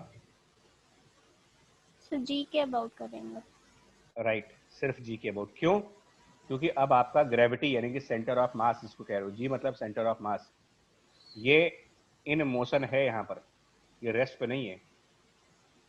और ये अब आप आगे से ध्यान रखना, मूविंग ऑब्जेक्ट्स जितने भी होंगे उनके लिए टॉर्क आप बैलेंस करेंगे तो सिर्फ और सिर्फ सेंटर ऑफ मास के अबाउट। और किसी पॉइंट पर बैलेंस करने का, बैलेंस करोगे तो कंसेप्चुअली गलत हो जाओगे। आंसर आए चाहे ना आए वो बात की बात है। आंसर आया नहीं आया वो हम देखेंगे ही नहीं, कंसेप्चुअली गलत हो गए। आपका स्टेप गलत हो गया, पहला स्टेप ही गलत पड़ गया आपका, सेंटर ऑफ मास के अबाउट। तो अबाउट सेंटर ऑफ मास जब हम टॉर्क बैलेंस करेंगे, और ये हर मूविंग बॉडी के लिए होगा, चाहे वो साइकिल हो, चाहे वो कार हो, या फिर कोई भी और ऑब्जेक्ट हो, चाहे वो बॉक्स हो, अलमीरा हो, कोई भी ऑब्जेक्ट अगर मूव करता है तो आप torque about centre of mass balance कर दीजिए। तो जब आप सेंटर ऑफ मास के अबाउट टॉर्क बैलेंस करेंगे तो सेंट्रीफ्यूगल और एमजी के टॉर्क नहीं आएंगे। Reason, perpendicular distance from the reference point लेना होगा मुझे, और 0 हो जाएगा। Reference point centre of mass है, तो mg से कोई टॉर्क नहीं आएगा, mv स्क्वायर बाई आर से कोई टॉर्क नहीं आएगा, लेकिन फ्रिक्शन से टॉर्क आएगा। कितना आएगा? तो फ्रिक्शन मल्टीप्लाइड बाय, हम ये मानते हैं कि जो सेंटर ऑफ ग्रेविटी है इस पर्सन की, वो डिपेंड करता है पर्सन की बॉडी उसकी कैसी है, साइकिल कौन सी है, उसके हिसाब से पर्सन का सेंटर ऑफ ग्रेविटी ग्राउंड से h हाइट पर मानते हैं। तो अगर वो h हाइट पे होगा तो जो फ्रिक्शन फॉरवर्ड साइड पे लग रहा है, फ्रिक्शन फोर्स और सेंटर ऑफ ग्रेविटी से उसका परपेंडिकुलर डिस्टेंस, यानी कि h, height of centre of gravity, h centre of मास का कितनी हाइट पर है वो, और इधर जो नॉर्मल रिएक्शन फोर्स आप देख रहे हो n वर्टिकल साइड पर, ये जो नॉर्मल रिएक्शन फोर्स, इसकी सेंटर ऑफ ग्रेविटी से परपेंडिकुलर डिस्टेंस, नॉर्मल की सेंटर ऑफ ग्रेविटी से परपेंडिकुलर डिस्टेंस ये वाली, इसको फिलहाल d मान लेते हैं, तो n इंटू डी। अब देखना है कौन सा क्लॉकवाइज है कौन सा एंटी क्लॉकवाइज है। तो सेंटर ऑफ ग्रेविटी हमारा रेफरेंस पॉइंट है, ठीक है, और फोर्सेस लग कहां पे रहे हैं, कौन से पॉइंट पर ये फोर्सेस लग रहे हैं, उनका पॉइंट ऑफ एप्लीकेशन क्या है, तो ये सारी फोर्सेस टायर वाले पॉइंट पर लग रहे हैं। तो आप रेफरेंस पॉइंट से एक वेक्टर बनाओ जिसको आप कहेंगे वेक्टर आर, यही मैंने पीछे समझाया था अभी आपको। वेक्टर आर, रेफरेंस पॉइंट से जहां पर फोर्स लग रहा हो उसके लिए एक वेक्टर बनाओ, वो हो गया आर वेक्टर। और इस आर वेक्टर को अब नॉर्मल की तरफ टर्न करो, तो ये क्लॉकवाइज टर्न होगा, यानी कि नॉर्मल का टॉर्क क्लॉकवाइज है। और यही आर वेक्टर को अगर हम फ्रिक्शन की तरफ टर्न करके देखें, आर को फ्रिक्शन की तरफ घुमाएं अगर, तो ये एंटी क्लॉकवाइज घूम रहा है, दैट मीन्स फ्रिक्शन का टॉर्क एंटी क्लॉकवाइज है। तो ये एंटी क्लॉकवाइज टॉर्क और ये क्लॉकवाइज टॉर्क आपस में बैलेंस करिए। यही आपसे पीछे मैंने टॉर्क का देखा था कि आप आर को एफ की तरफ घुमा करके देख लो, उससे मालूम चल जाता है कि हम क्लॉकवाइज टॉर्क पे हैं या फिर एंटी क्लॉकवाइज टॉर्क पे हैं। इनको बैलेंस कर दीजिए, तो बैलेंस करते ही आपको क्या मिल जाएगा, और यहाँ पर क्या करेंगे ना, एफ की वैल्यू रिप्लेस करेंगे, एफ की वैल्यू रिप्लेस करो, F equal to M V square by R, और नॉर्मल की वैल्यू रिप्लेस कर देंगे, नॉर्मल की वैल्यू एम जी से, तो एफ को M V square by R, N को एम जी रख दो, M V square by R और यहाँ पर एम जी, और एक और रिलेशन लगा सकते हो, टेन ऑफ थीटा की वैल्यू ज्योमेट्री से, टेन थीटा की वैल्यू ये हो जाएगा डिस्टेंस डी डिवाइडेड बाई ये डिस्टेंस एच।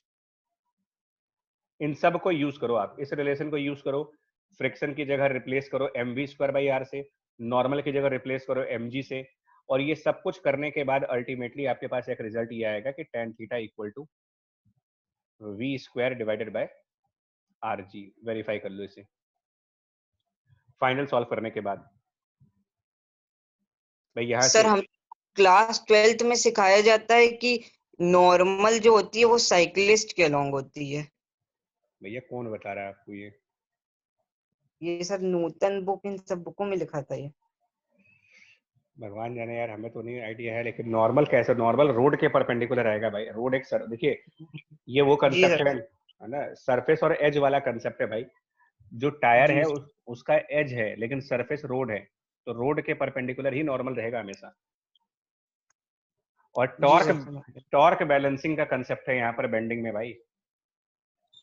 टॉर्क बैलेंसिंग और सेंट्रीफ्यूगल बैलेंसिंग, दो चीजें ध्यान रखना, सेंट्रीफ्यूगल और टॉर्क को बैलेंस करिए, सेंट्रीफ्यूगल एंड टॉर्क बैलेंस करते रहिए, कभी प्रॉब्लम नहीं आएगी आपको। और हम लोग को सेंट्रीपिटल टर्म बताया गया था, सेंट्रीफ्यूगल नहीं, नहीं बताया गया सेंट्रीपिटल था भी सर। होता है, सेंट्रीपिटल भी होता है, बट वो अभी हम उतना डीपली घुस नहीं रहे हैं उसके अंदर, बट अगर अभी करेंगे एक पूरा लेक्चर मेरा, एक कंप्लीट लेक्चर उसके ऊपर आएगा, कंप्लीट लेक्चर सर्कुलर मोशन पे आएगा अभी, ठीक सर ठीक। है ना। अभी हम सिर्फ फ्रिक्शन सर फोर्सेस के एप्लीकेशन बता रहे हैं हमारे बच्चे।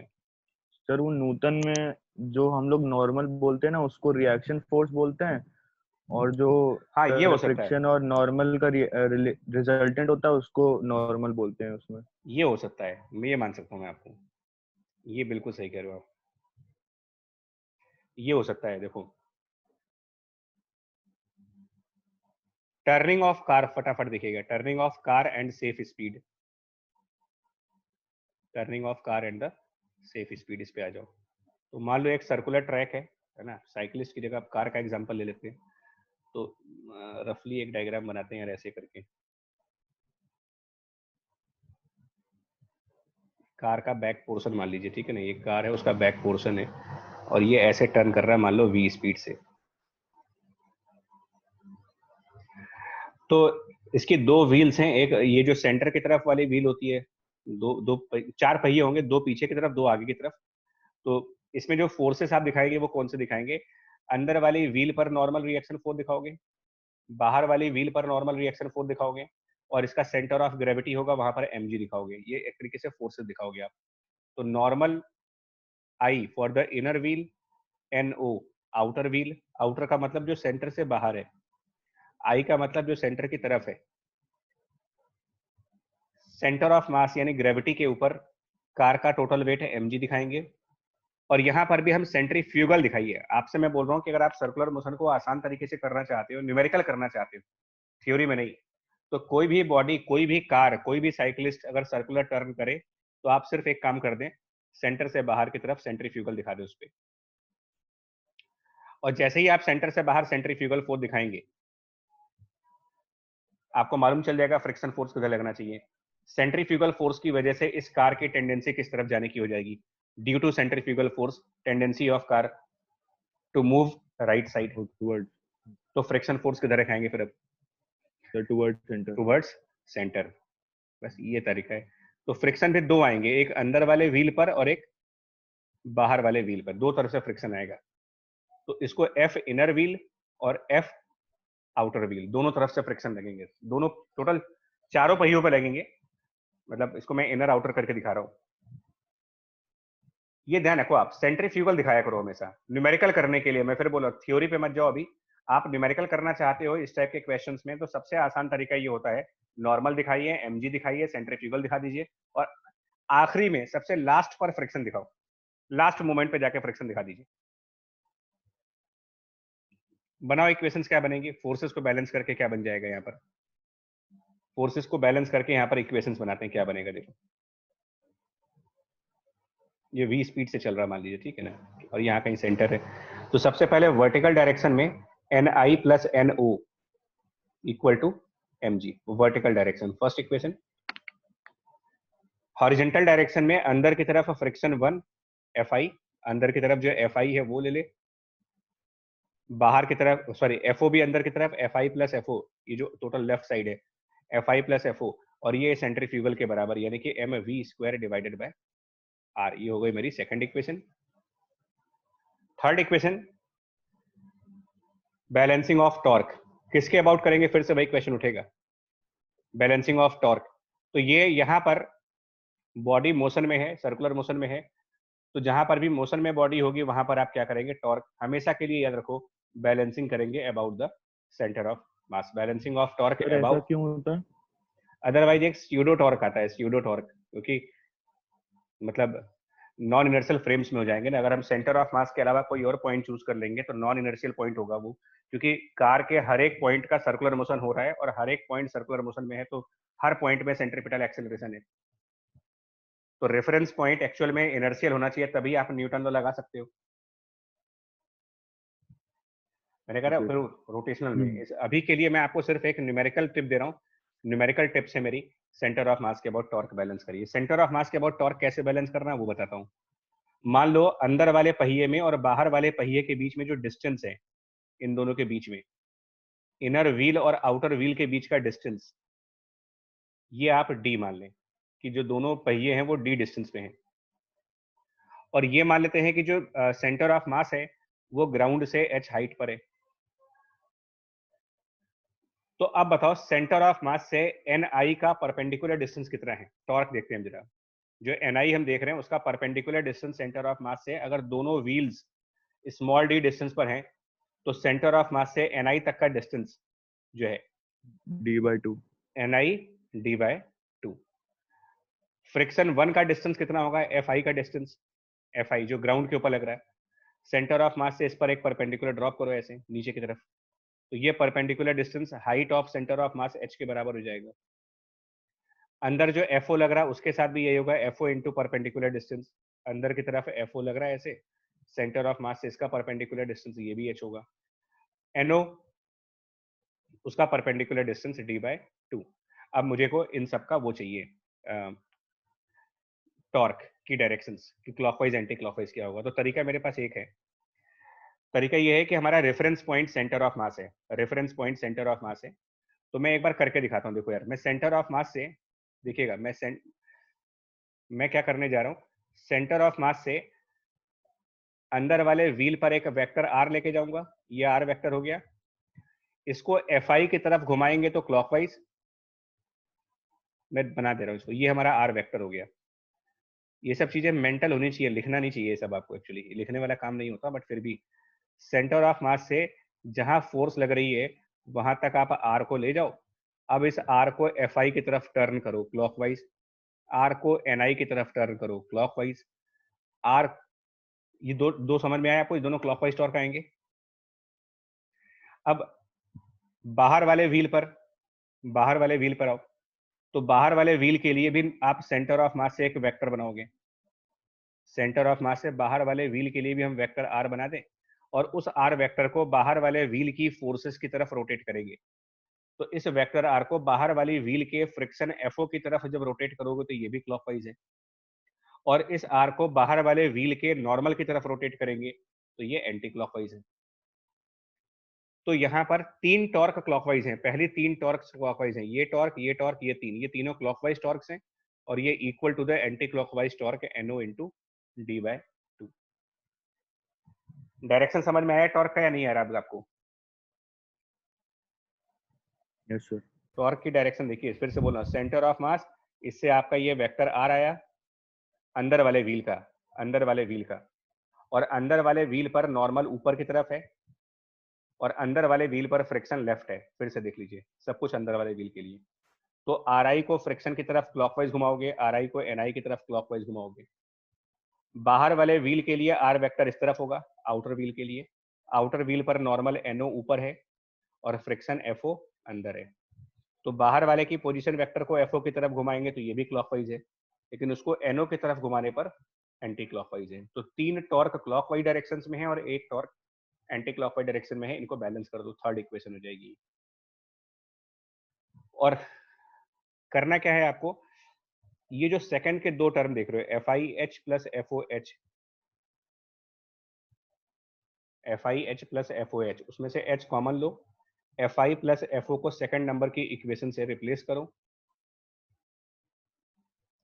सेकंड नंबर इक्वेशन से, और इक्वल टू NI को राइट साइड ट्रांसफर कर दो, तो D/2 कॉमन हो जाएगा और आपके लिए बन जाएगा NO माइनस NI।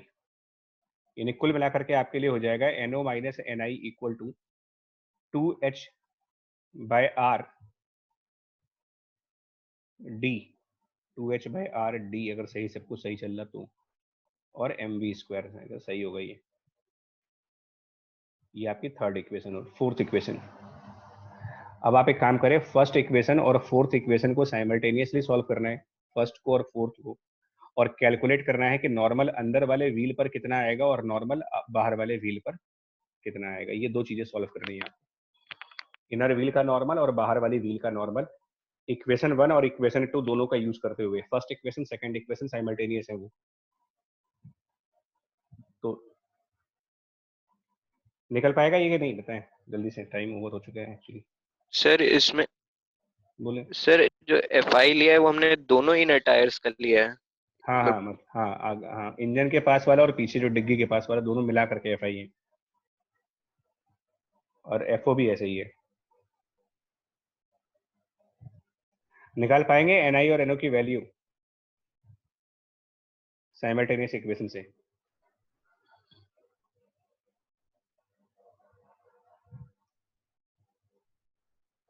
बोलो भाई। सर एक मिनट।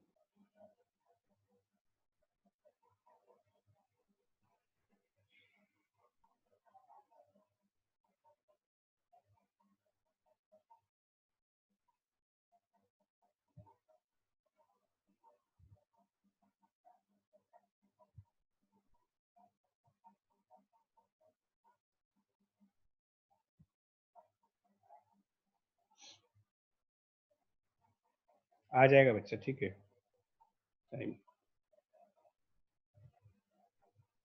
सर एक मिनट क्या आगे बस।